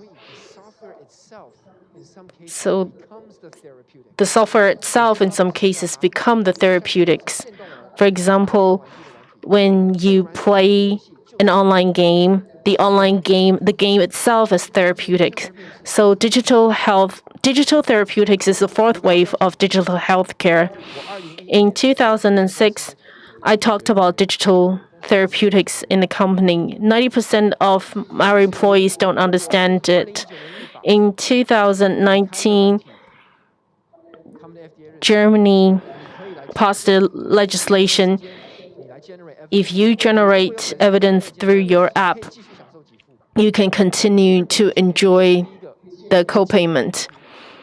And in Japan, if you attach a patch and then you download that app to help you quit smoking, you will receive certain rewards. And in May this month, our MOST and TFDA together, we built a software as a medical device office, and we would like to expedite the development of this industry in Taiwan. So that's the background of this industry. Now a bit into our products. Everything on this page is our products. You need to have patients download your app so that you can collect their data. And we're connected to over 80 devices instances, and we started. When we first started, no one wanted to work with us, so we hacked these devices and sensors. We even hacked Omron. I don't know if there's any delegate from Omron, but we received lawyer's letter from them as well. And we told them that these devices are not yours. These devices belong to the users who purchased them. And eventually, they started working with us so we can really collect this data and track them. And we also work with doctors so that the doctors understand we are assisting them in making decisions. And it's because these software are going into hospitals. We can connect them with their data, their inspection and test data. Less than 5 countries in the world have this fertile soil for startup, and you have to take advantage of this. Now, this is the decision-making platform that I was talking about. We have over 80 sensors, including the sensors that I have on my body that you can see or cannot see. We work with these Abbott, and Abbott has their sensors for diabetes and glucose, and we work with them as well. And with a good software, but we are still an internet or a network company, and we have users who are 2 types of users, the patients and the doctors. When you have a good software and you have very good usage and high usage, then you have more data coming in. So you can see we have profile coming in, the lab results coming in, and this is an advantage we have. Even Japan doesn't have this data. So I talked about this continuous glucose monitoring device. A lot of people think that eating Subway sandwiches is very healthy, but you can have very high reaction to the carbohydrates. When you consume too much of something could lead to a lot of chronic diseases, and we need to be careful about glucose monitoring starting at the age of 40 to 50. And this is another employee of ours. You can see on the left-hand side is sitting at home after a meal or working out after a meal on the right-hand side. So basically, it tells you how important it is to exercise. We have yet to add data from insulin, and for different patients, we have different combination of services, and with more developments, our apps will be further regulated. It would be a problem, but this is inevitable. Now, if you're collecting so much data, you must provide some feedback to the patients and the doctors. And this is a taste of what we can do. On the lower left-hand side, we can see the stages of the CKD, because I hope 2 years later on, I can tell the NHI, I can give you a model. If the patient allows us to track them for 6 to 9 months, I can give them a better visualized results and predictions. And the lower right-hand side would be prescription insights. Lately, people have been talking about gene testing. If you conduct a chronic disease panel for blood sampling, then you can see for 100. Basically, you can see very accurately how you can prevent certain diseases or when you might start needing insulin or things like that. So I've been mentioning, as I've been talking about ecosystem, and also Yvonne, she was talking about payment and who pays, the payer, who is the payer. Because in the medical system, in this industry, different stakeholders, they have different motivations. For the doctors, the patient, and also the health in the insurance company, they have different motivations. So for us, we spent almost 6 years to figure out how to penetrate these stakeholders and understand their motivations. So who pays in the medical system? That is really the insurance company or the national insurance service. So in digital therapeutics, we believe that in the future it will be reimbursed. And we have told the TAD this is exactly what we are aiming for. We want to apply to the Ministry of Health, asking for recognition in payment, and then we will negotiate with the national insurance system. In the journey of a patient, there's a lot of tentacles, you can say. So they use a lot of monitor services to monitor their blood sugar, etc., or glucose, etc. So if you download our app, most likely you will receive an invitation code from the vendor at the clinic, and actually you can do different things in your home. Last but not least, I think the most important thing is that as a digital startup, I think real-world evidence and outcome, these two are really consuming factors, and they are really important. And we are very lucky that in May and July we are published in GMIR, more than 2,000 patients. Based on their data, we prove that what's the difference between using or not using the app. And of course, those with the app, they have better results. So in Taiwan, we identify more than 600 diabetes patients, and then we quantify the result, the progression of their diseases, and the performance. If you look at the performance of a clinic, if they use our app, actually the result is better than the official network. And this company actually it has been acquired by Google, the first in the world.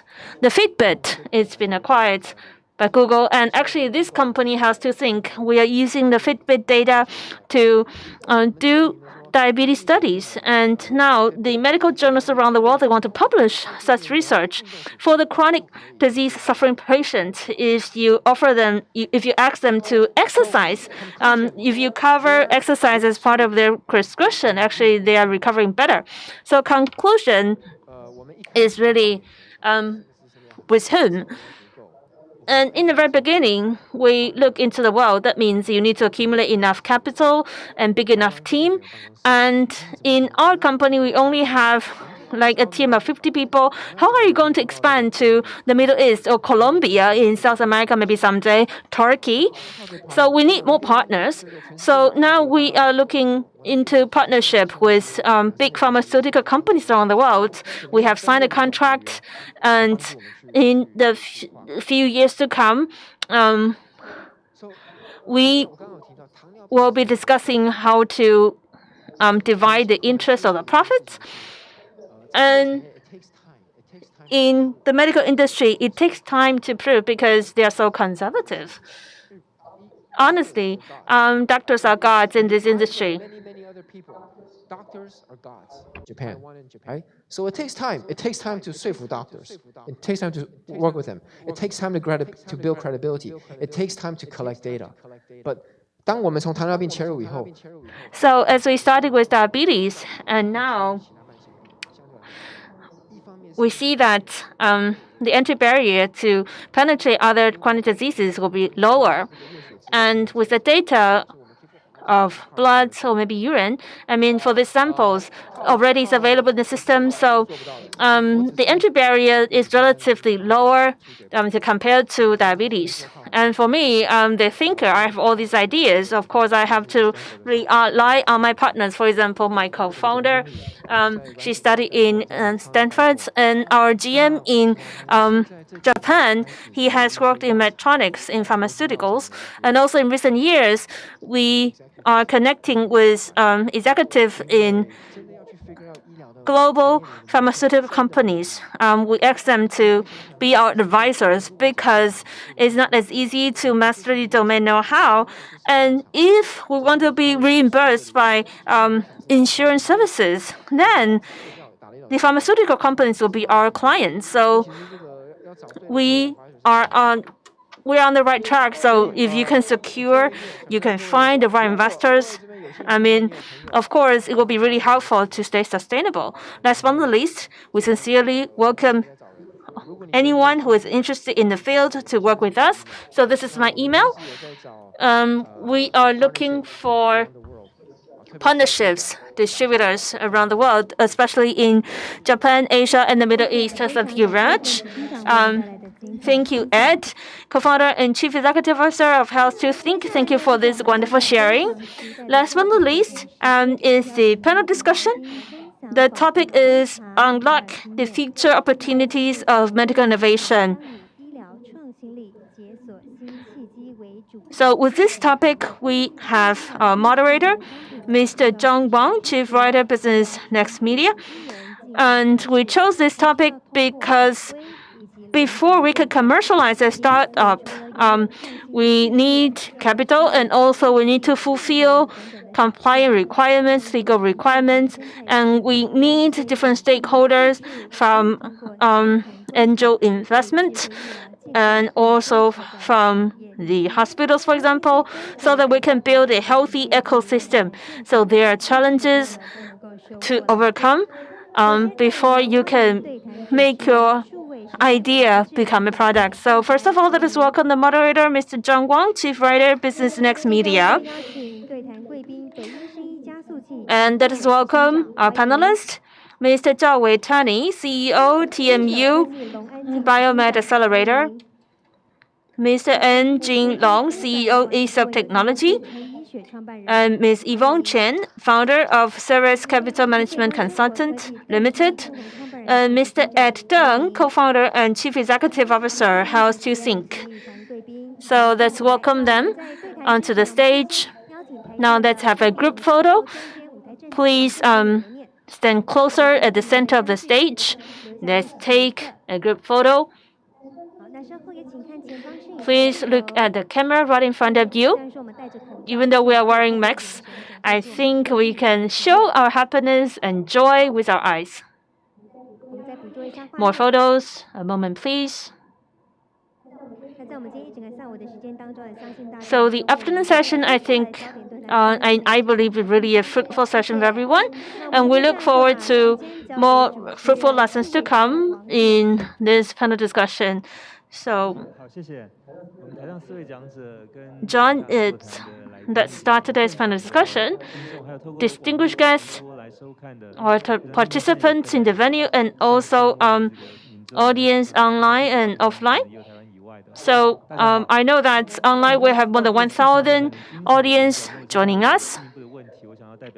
These were wonderful presentations. So on behalf of the audience, also I'm so curious about the topic. So here I have some questions for you. And looking at the panelists, I think it's a very interesting combination. We have representatives from accelerators and investors. These are really, your opinions will be much valued. So yesterday, actually, I was hosting a panel discussion with superintendent from National Taiwan University Hospital, with representatives from ASUS and Amazon, actually.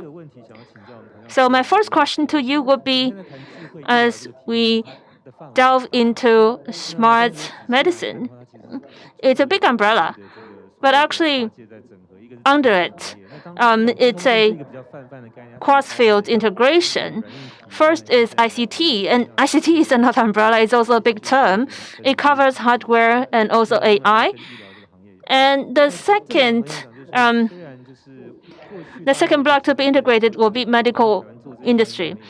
And in the past, people thought, okay, this is prominent because all the smart people, they go to the medical school and also the engineering school. So we have the smartest people. And then secondly, in Taiwan, we are really famous for chip making, and we are the good OEMs and also some of the best companies in the world. And of course, in medical care, Taiwan is famous for that. So you see, we have talents ready, we have the business scale ready. So it looks like we have great opportunities. But of course, there are still challenges. For example, if you look at the TMU Accelerator, like you mentioned, I think that was really a good example. You look into the medical corridor in Boston. And in the past, if you look at the history of semiconductor in the United States, of course, it was developed around Silicon Valley. So East and West is not just about the differences in geographic location, but also they have different mindset and culture. So if you look at development of smart care around the world, how are we going to integrate people from ICT and people from medical industry? The integration process is really the key. So my first question is really, in this process, as we are developing smart medicine in Taiwan, what are our opportunities and what are our possible bottlenecks?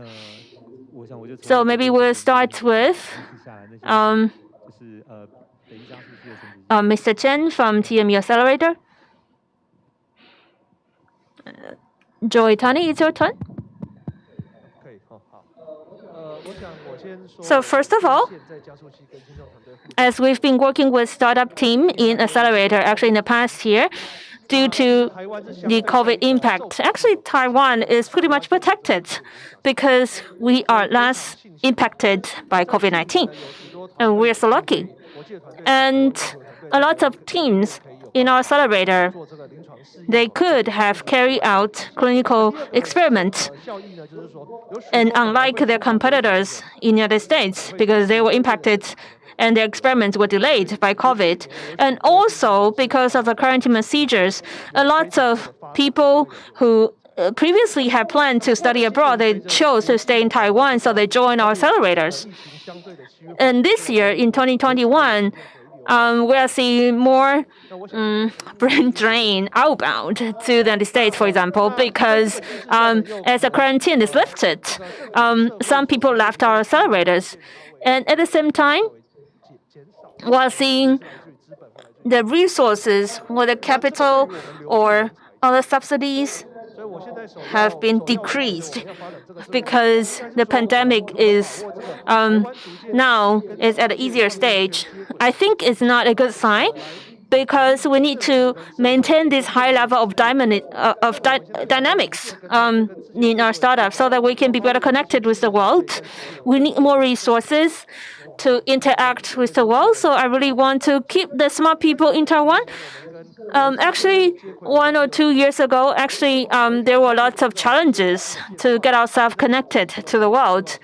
And actually now, under COVID, I think I'm still pledging for more resources to keep the smart people in Taiwan. So next, let's have Jim. How do you look at the integration of these two fields? Okay, maybe you can change the microphones. Thank you. Personally, I work in the electronic industry. I did not have my first startup successful, so I spent more than 10 years in electronic industry. But over the decade, I have been a very important contact window for some of these startups and these companies, and I maintain my contact with them. After I started my own company, in addition to the ICT industry, these companies, they really attract people, so they really attract really good engineers. And also, a lot of people ask me lately whether it's the top 5 ICT electronic companies or these really large ICT companies, their client penetration around the world is very strong. For example, they asked me this insurer Pen, and a lot of companies do OEM for them. So when they're asking about medical regulations or data quality in Taiwan, you can see that there are opportunities because we see AI and machine learning, especially applied to digital health, will lead to less and less mega companies. We have lots and lots of different solutions, and these small companies may form alliances, and which is very different from these OEM manufacturing in the past, which can be very capital centralized. So if you find good connections and you find good solutions, and you will find the market that you can best address. This is something that Taiwan was really bad in the past, but now all of these companies that have really good market penetration, companies around the world, especially during the COVID period, can see opportunities. And second is that we say the data from NHI is really good, but we don't know the real quality of it. So what I can tell you is because we have 65 million data from the US and Taiwan, and we have really good quality data from Taiwan. We have over 90% of population covered by the insurance. And the 65 million data sets that we have collected from the US, we have less than 30% that can be really used.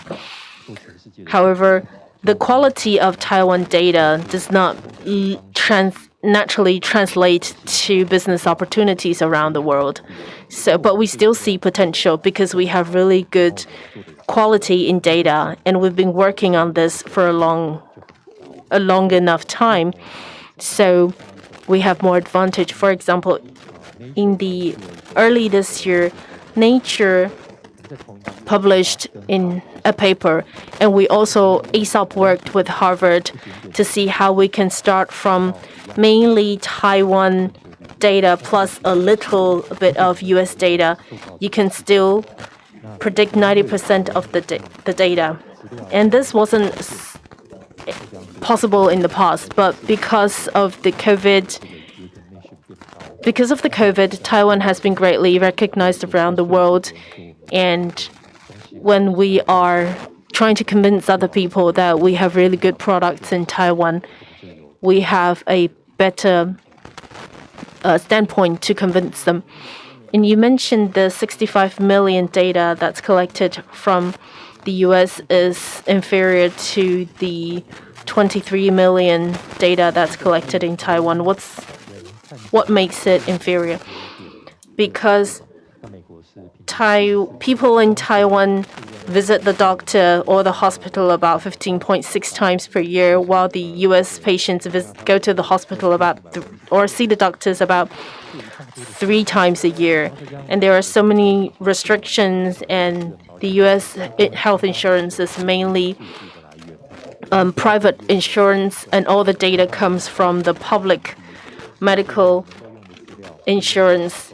If you really clean the data up, you have about 20% or less than 7% of data that can really be used. And this is because of the regulations. If we look at the data in Taiwan, the integrity and the followed years of the data, only Denmark can win over us, because Denmark only have about Denmark has less data than us, even though they've been tracking for over 30 years. And they don't have as a comprehensive health system as we do have. And I think we should really look at what we're lacking in our data and to see how we can better improve it. So we would like to thank AESOP for sharing your insight with us. And next, we would like to ask Yvonne from Ceres, because you have a unique background. You started from electronics engineering and then ICT. So you've covered AI and semiconductor in your background. What do you look at this industry? I would like to respond I was studying technology management in my EMBA at NCCU. Though I looked at silicon, and I've been working with Hewlett-Packard, and we've always been investors. And when I entered the market, I've lived as someone from the Silicon Valley, and I looked at how we think that it's mainly about capital, technology, and talent. The capital comes from the government, and talent comes from the people.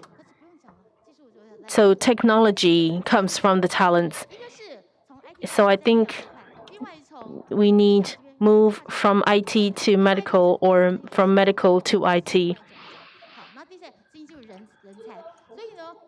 I think if we combine the three, the capital, the talent, and the technology, so to really build a good ecosystem, starting from IC or ICT and server, we have like Quantum or Westron and Int'l. These companies are all doing very well because of these advantages. And I think for smart medical to really succeed, we need to have the domain know-how and also the market. And the market includes knowing the culture, the business behavior, and the insurance system. Like, I think 65 million is about 1/6 of the population in the US. And you need HIPAA if you are going to the United States, and if you want to go into Europe, you need CE. If you are going to be FDA certified, there are 3 types of certifications, so you need to think about what you really need. So for ICT to go into medical industry, you need to know the domain know-how, which is why I said earlier on, time is your one of the most important asset for you. So in addition to capital, talent, and market, you need and technology, you need to really find the market. If you are applying AI to the industry, you need to see if you can really keep the data safe and also respect the privacy of people. Everyone has different directions, but for doctors and engineers, I think they have a less choice. I think this is very important. If we're only going to drive it from data or technology, it's going to be difficult because Google Health reformed their structure because the doctors participating felt that data science dominated the whole directions and did not respect them on. And also IBM Watson felt that they could replace doctors, but then they realized they actually couldn't. And also Nuance was procured by Microsoft. So I think we can see the two worlds merging together, but there are still differences. So we are seeing some successful experiences, but not prevalent. I work with World Signal was also bought Nuance, and also SoundHound is something that's similar to Nuance.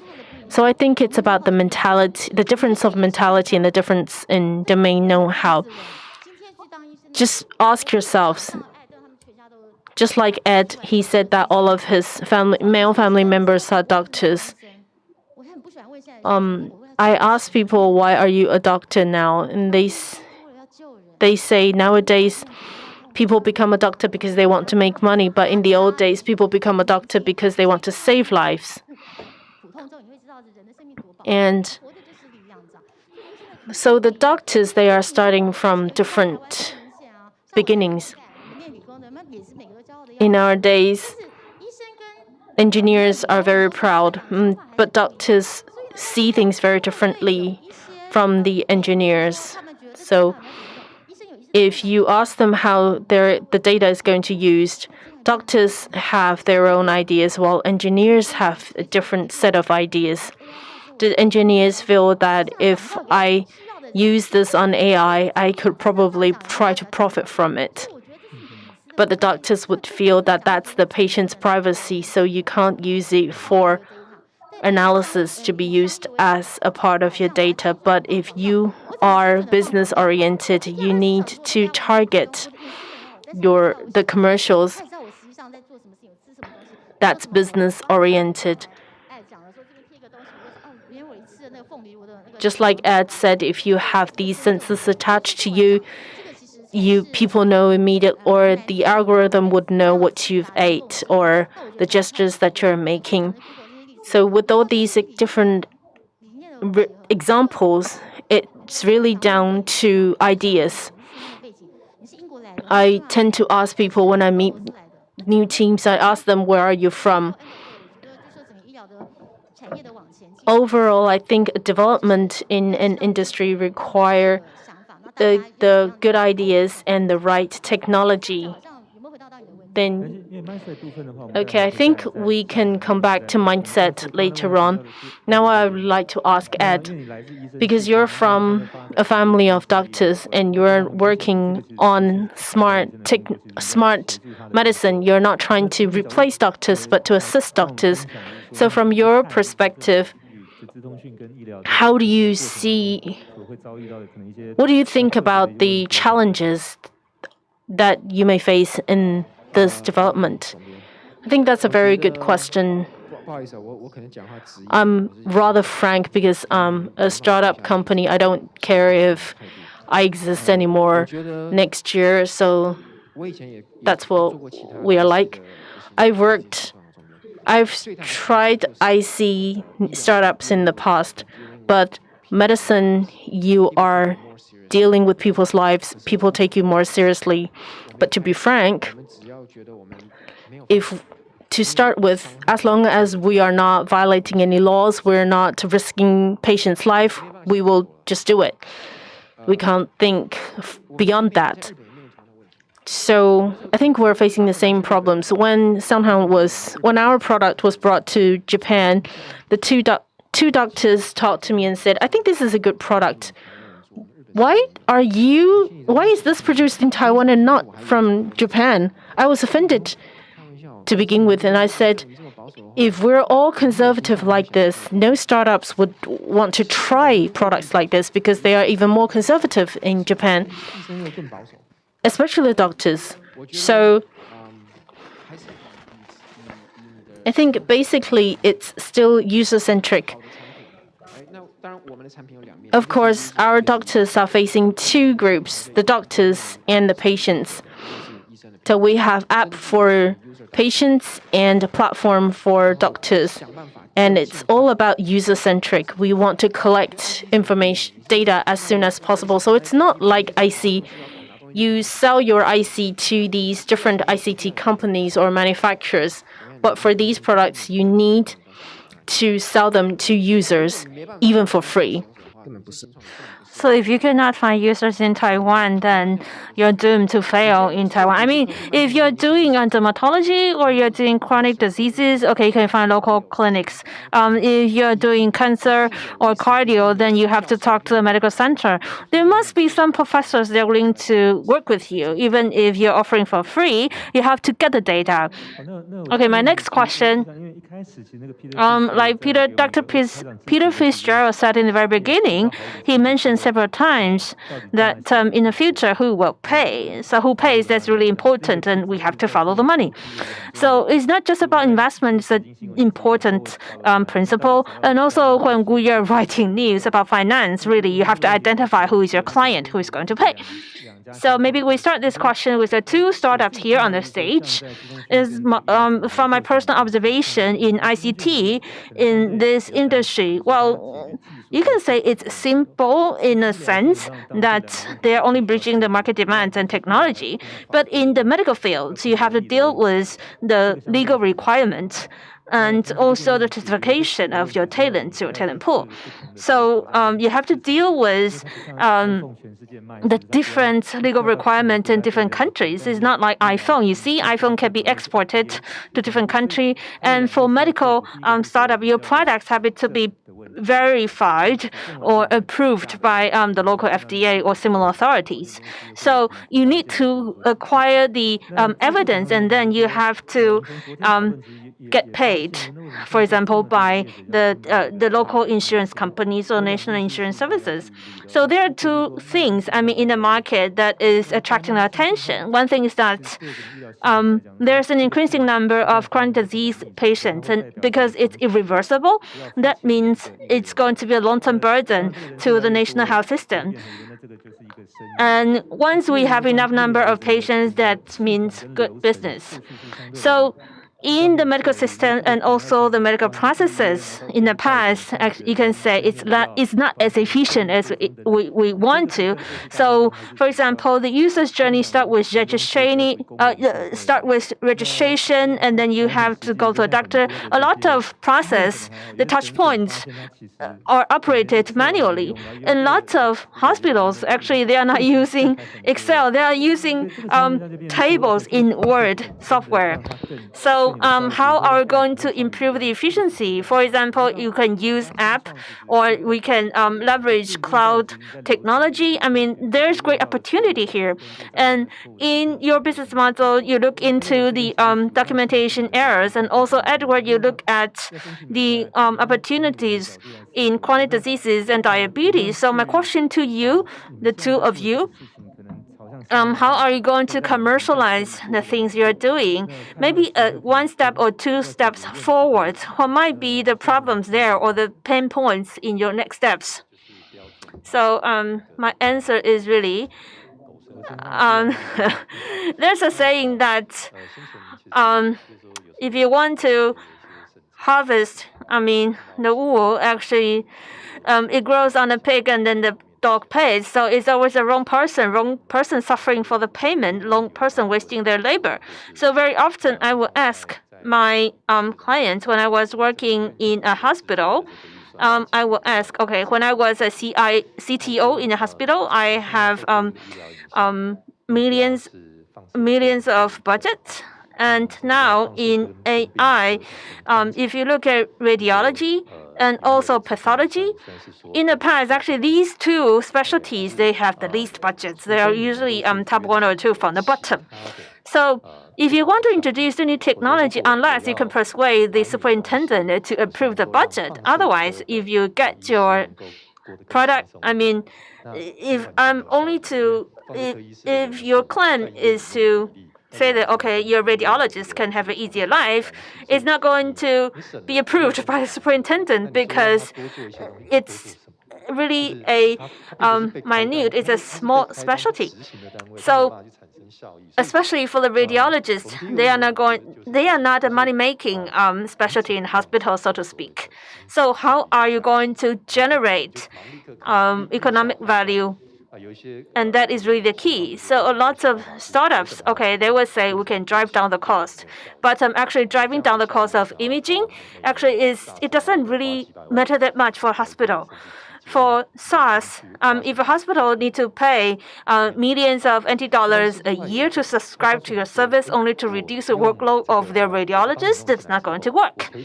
However, if the other way around, for example, you can optimize, you can maximize the value of the medical imaging. Let's say we can offer more choices to the patients. For example, you can improve the definition of the imaging, and then you can improve the quality of care. And that would be a totally different angle, because that means patients, they are more willing to pay out of their pocket. So a lot of hospitals, they will be interested if you have this option, meaning that, okay, you can offer more choices to patients. That's a possibility of making more money. So how are we going to strike a balance between the rights of the patients and the rights or the profits of the hospital? So we need to create something that's going to be beneficial to everyone and at the same time bring profits to the hospital who pays. So we have to connect almost everything with dollar sign, but we don't have to be cheeky, so to speak.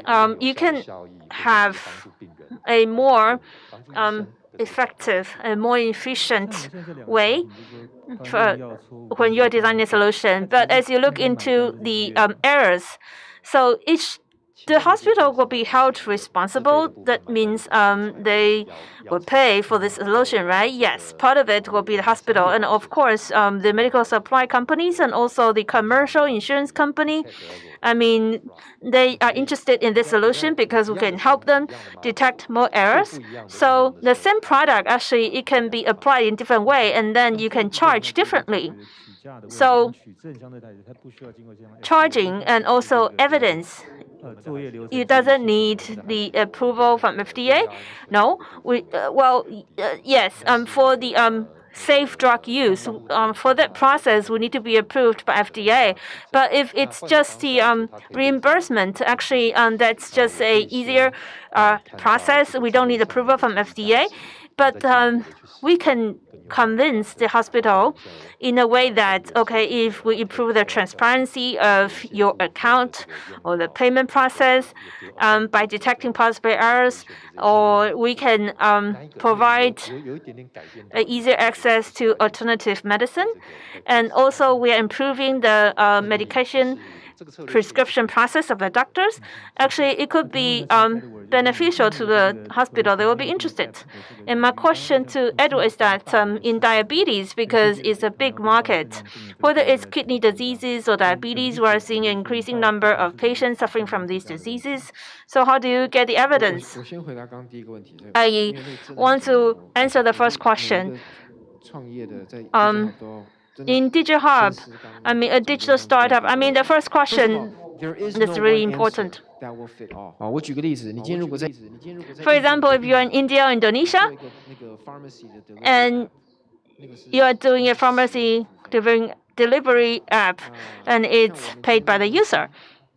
And my solution here, like Mr. Long said, how are you going to convince the doctors that if you use my app, what is the ROI? Okay, 他们不是管理者， They are not the managers. 诊所的 Maybe the owners of a clinic, okay, they are managing, they are the managers. But in the hospitals, of course, point is, they have directors. 我们是一个 therapy， Where therapeutics, we have precise 未来就是 solution design. So our target is clear. We want to convince the national insurance services or whether it's commercial 就是这个很明显 insurer，pharmaceutical or maybe pharmaceuticals. 现在我们很多 revenue A lot of revenues of our companies is from pharmaceuticals, but it's not good enough. You can say it's 好的 just pieces of bread. 就是你就是 follow 那个 It's not good enough. 就是这样。 We really have to follow the pharmaceutical models and convince. We need to convince authority and get recognized by the national insurance services, like in Taiwan, Korea, Saudi Arabia. 美国的 user I mean, the user don't have to pay, 太贵了， and the user in the United States. They are willing to pay because the medical care is too costly there. Like I said, they only have doctor check, I mean, in average 3 times a year. So they would prefer 深思你的市场 having an app 真的不一样。 for preventive care. So for startup, for the founders, you have to think who are your clients who are going to pay. So the products and the app, I mean, it could be based on the same 真的不一样。 algorithm. It could be based on the same data. Well, in Japan, they have Kempo. That is a corporate insurance for that's a corporate health insurance for all employees. That's Kempo. And in Australia, that's similar in Taiwan. They have national health insurance. So for us, the product, the design is the same, but when it comes to reimbursement points, in different countries, they have different levels or different levels of recognition, different points. So APR, I mean, Yvonne, like you mentioned, is actually just an AI app. There's no specific boundaries or limitations. In the future, it could be developed into medtech, but it's slightly different.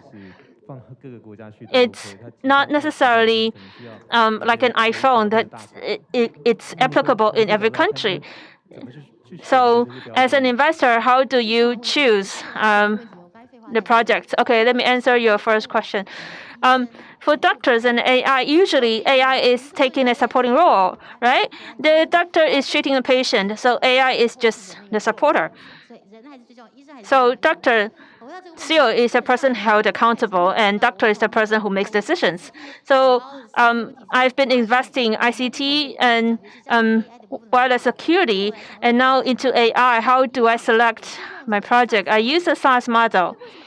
Why Amazon? I mean, they've been losing money for 10 years, and eventually they are making money. It's because people are addicted, are glued to the services.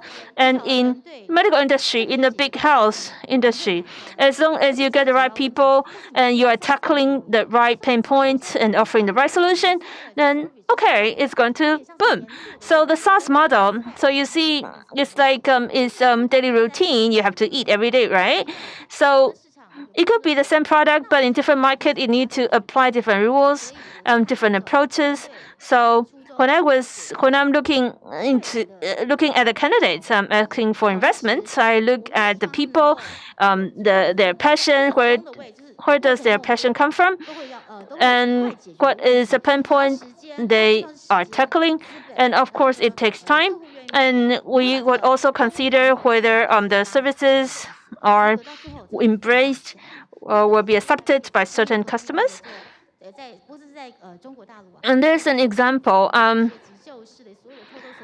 They are investing the total solutions in ER. I mean, it took them 9 years to go publicly listed in Shanghai exchange market, but now they're in A group, and already their market value has grown 9 times, 9 folds. So what I mean is that we need to look at the new development, new industry with new perspectives.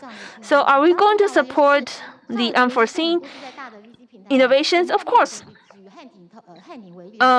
take Handy, for example.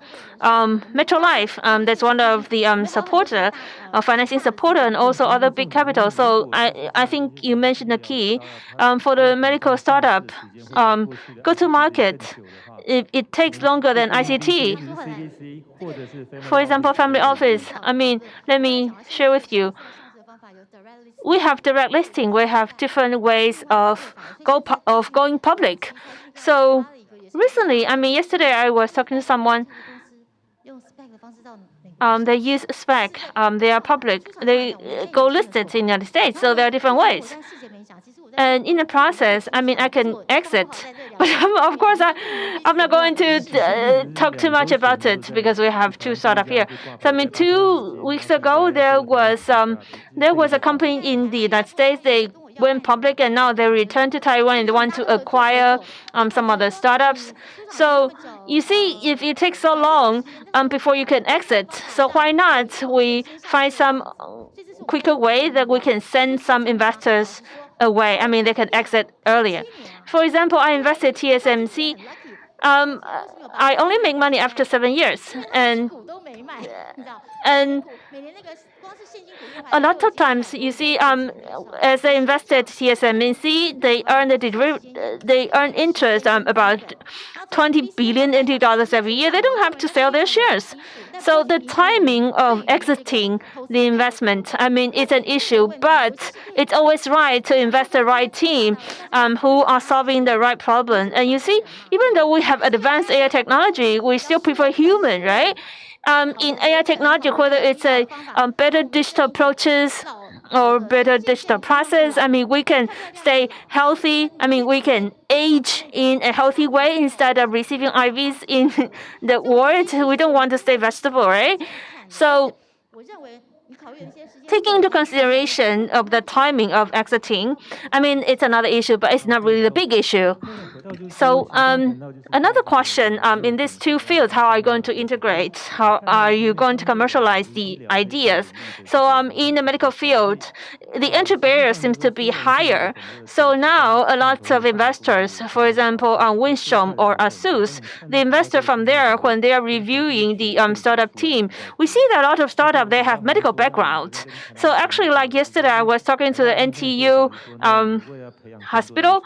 What they're doing now is that in their medical school, actually, they are teaching data science and also AI classes, I mean, into the mandatory classes for the medical students. Also, they are encouraged to take some lessons, take credits in the EE college. And also, they are redesigning their curriculum so that they have more entrepreneurship among the medical school students. So maybe the JP, I mean, these students, if they are ready, if they're smart enough, maybe they don't have to become a doctor eventually. They have other choices. So my question in TMU, I think you already have an accelerator, so you're faster than NTU. So my question to you, from your perspective, now that, I mean, you've been in this accelerator for about 2 years or so, you have supported more than 30 startups, and you are investing 6 of them. So with this accelerator, I mean, especially they are mostly medical startups in smart medicine. How do you ensure their commercialization, not necessarily just in Taiwan, but also they are moving overseas? How are you going to support them with more resources? For example, once they graduated from this accelerator, how are you going to ensure their smooth development? Now, I think in terms of support from accelerators, I think we need to think about what startups need. In the very beginning, they need a community to help them grow, and they need investment. They need the right smart money to help them grow. And in Taiwan, we noticed that the resources that they need is proof of concept and market validation in Taiwan. That's what we have discovered over the past 2-3 years, and that's what we have been providing. And then now, once we see certain teams have grown to a certain scale, they cannot be limited within Taiwan. They need to go into the international market. We see these European and American and Japanese biotech markets. So we help these teams go into these markets, for example, Japan. That is what we're trying to work towards right now. But to enter markets in the US or Japan, on the one hand, it's a very large market, but there would be different medical regulations. Do you have any other assistance in these terms? I think we tackle this from two aspects. First of all, the regulations. There is always a need. Whatever the regulations are, there must be a need you need to meet. Why the US and Japan require international startups to participate is because in both markets and sometimes in Taiwan as well, they have a great burden in medical care. And this is a true unmet need. So our startups would need to meet the regulatory demands, but also to meet the unmet demands, which is to lower the cost of care.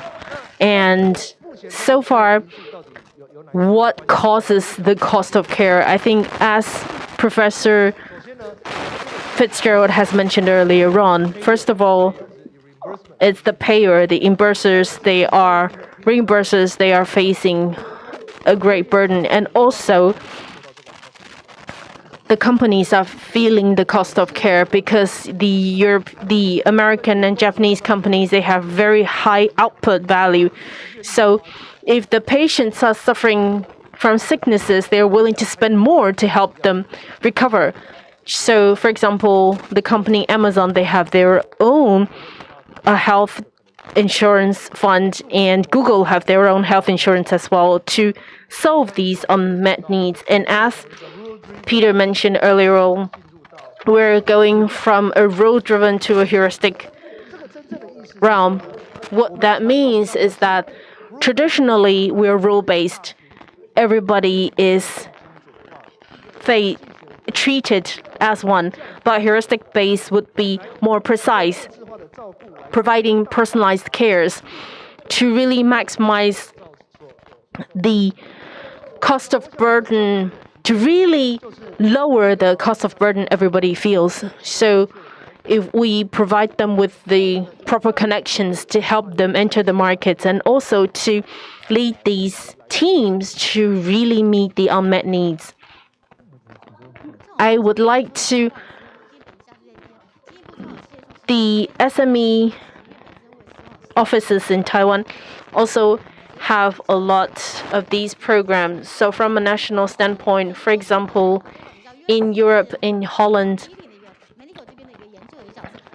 they come to Taiwan to look for these startups because Taiwan is a promising country.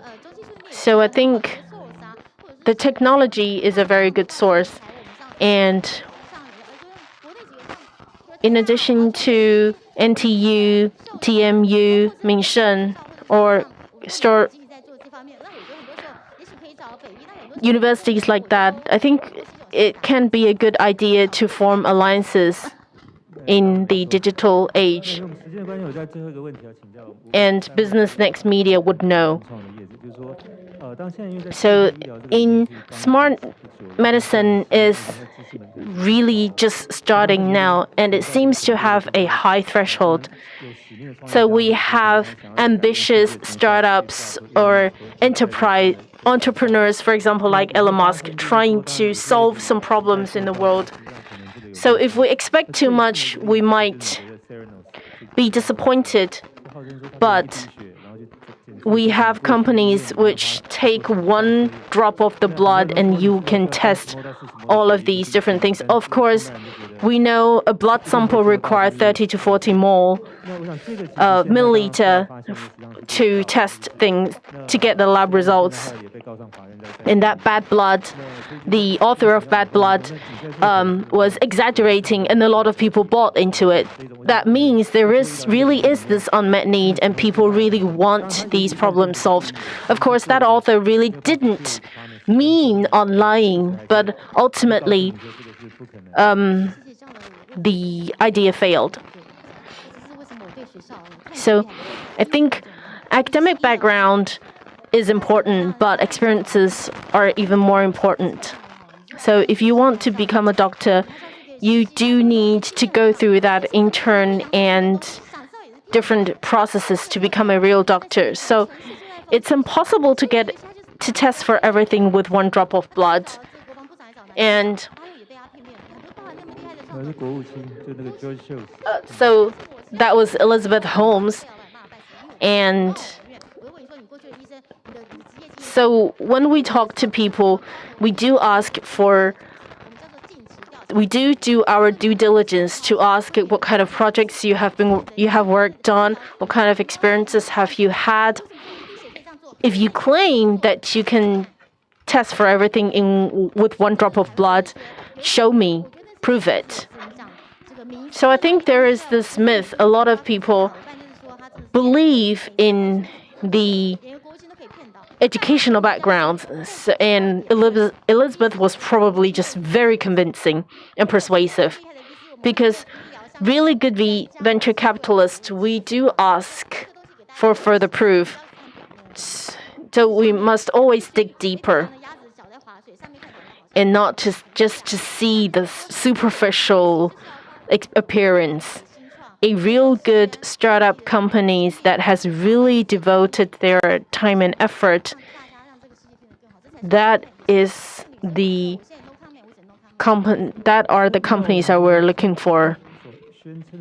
So I wouldn't say the technology that Elizabeth proposed would be forever impossible, but probably just not now. So in your line of work, are you seeing any new critical technology that could see a significant breakthrough in the next 2-3 years? I wouldn't say a year or two, but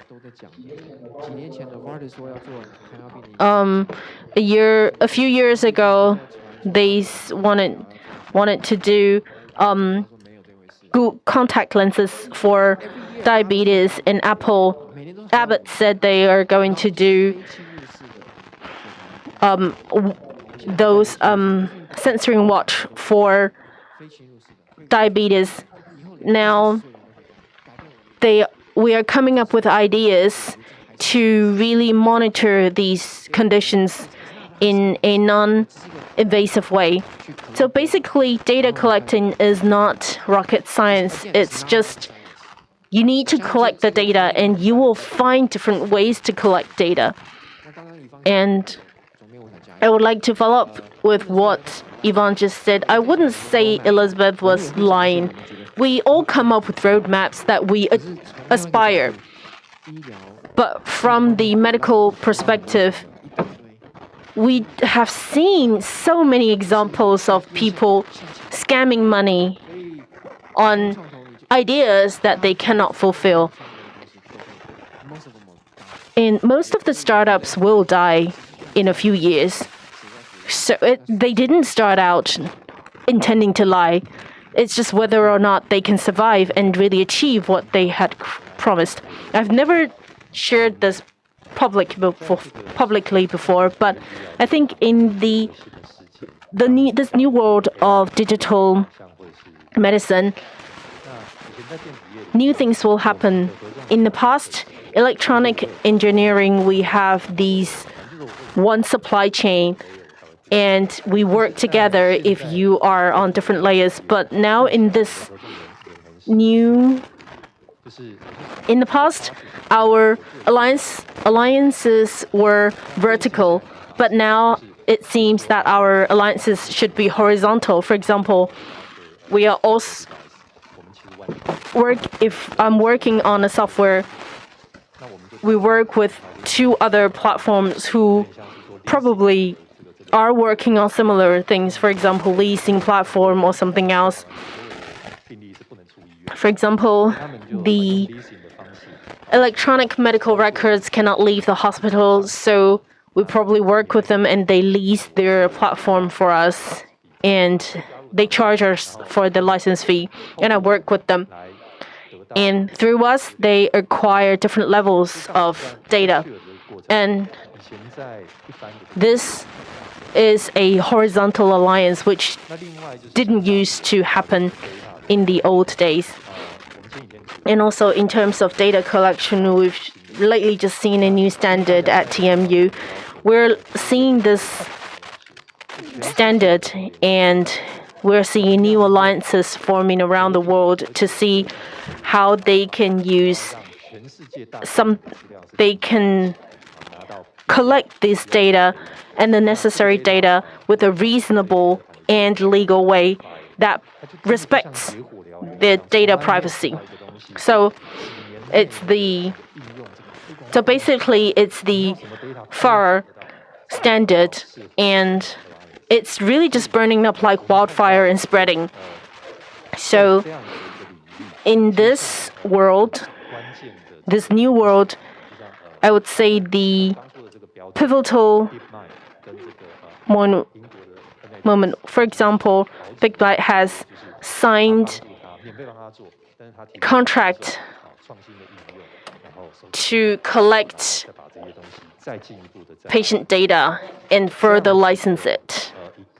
And this new business model of data collection will be a game changer in the future. And this horizontal integration in place of the past vertical alliances will be a new model. So of course, we can refer to the references overseas, and we have to localize these references. And actually, in ICT industries, we've been OEMs for so long.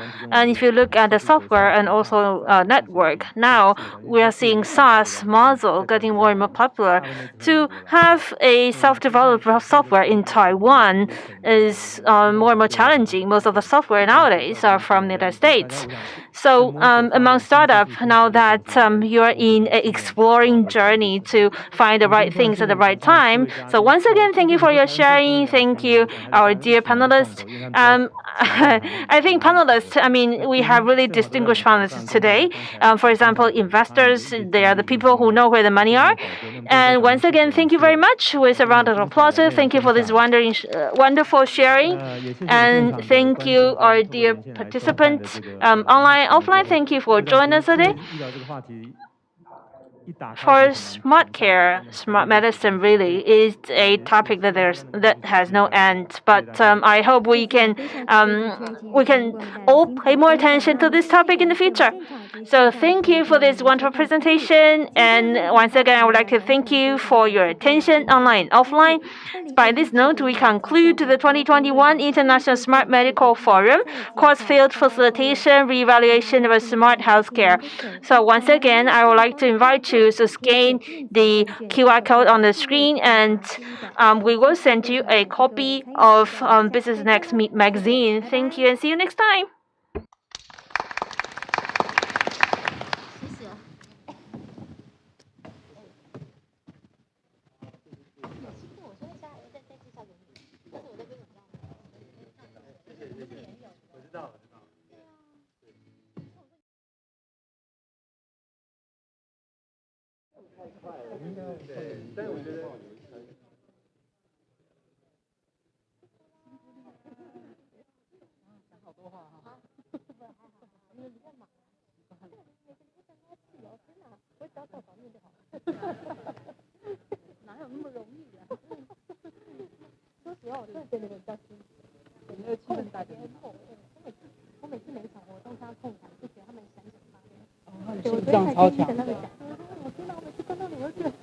看到那些线，对，我担心我自己，像我那些课已经不行。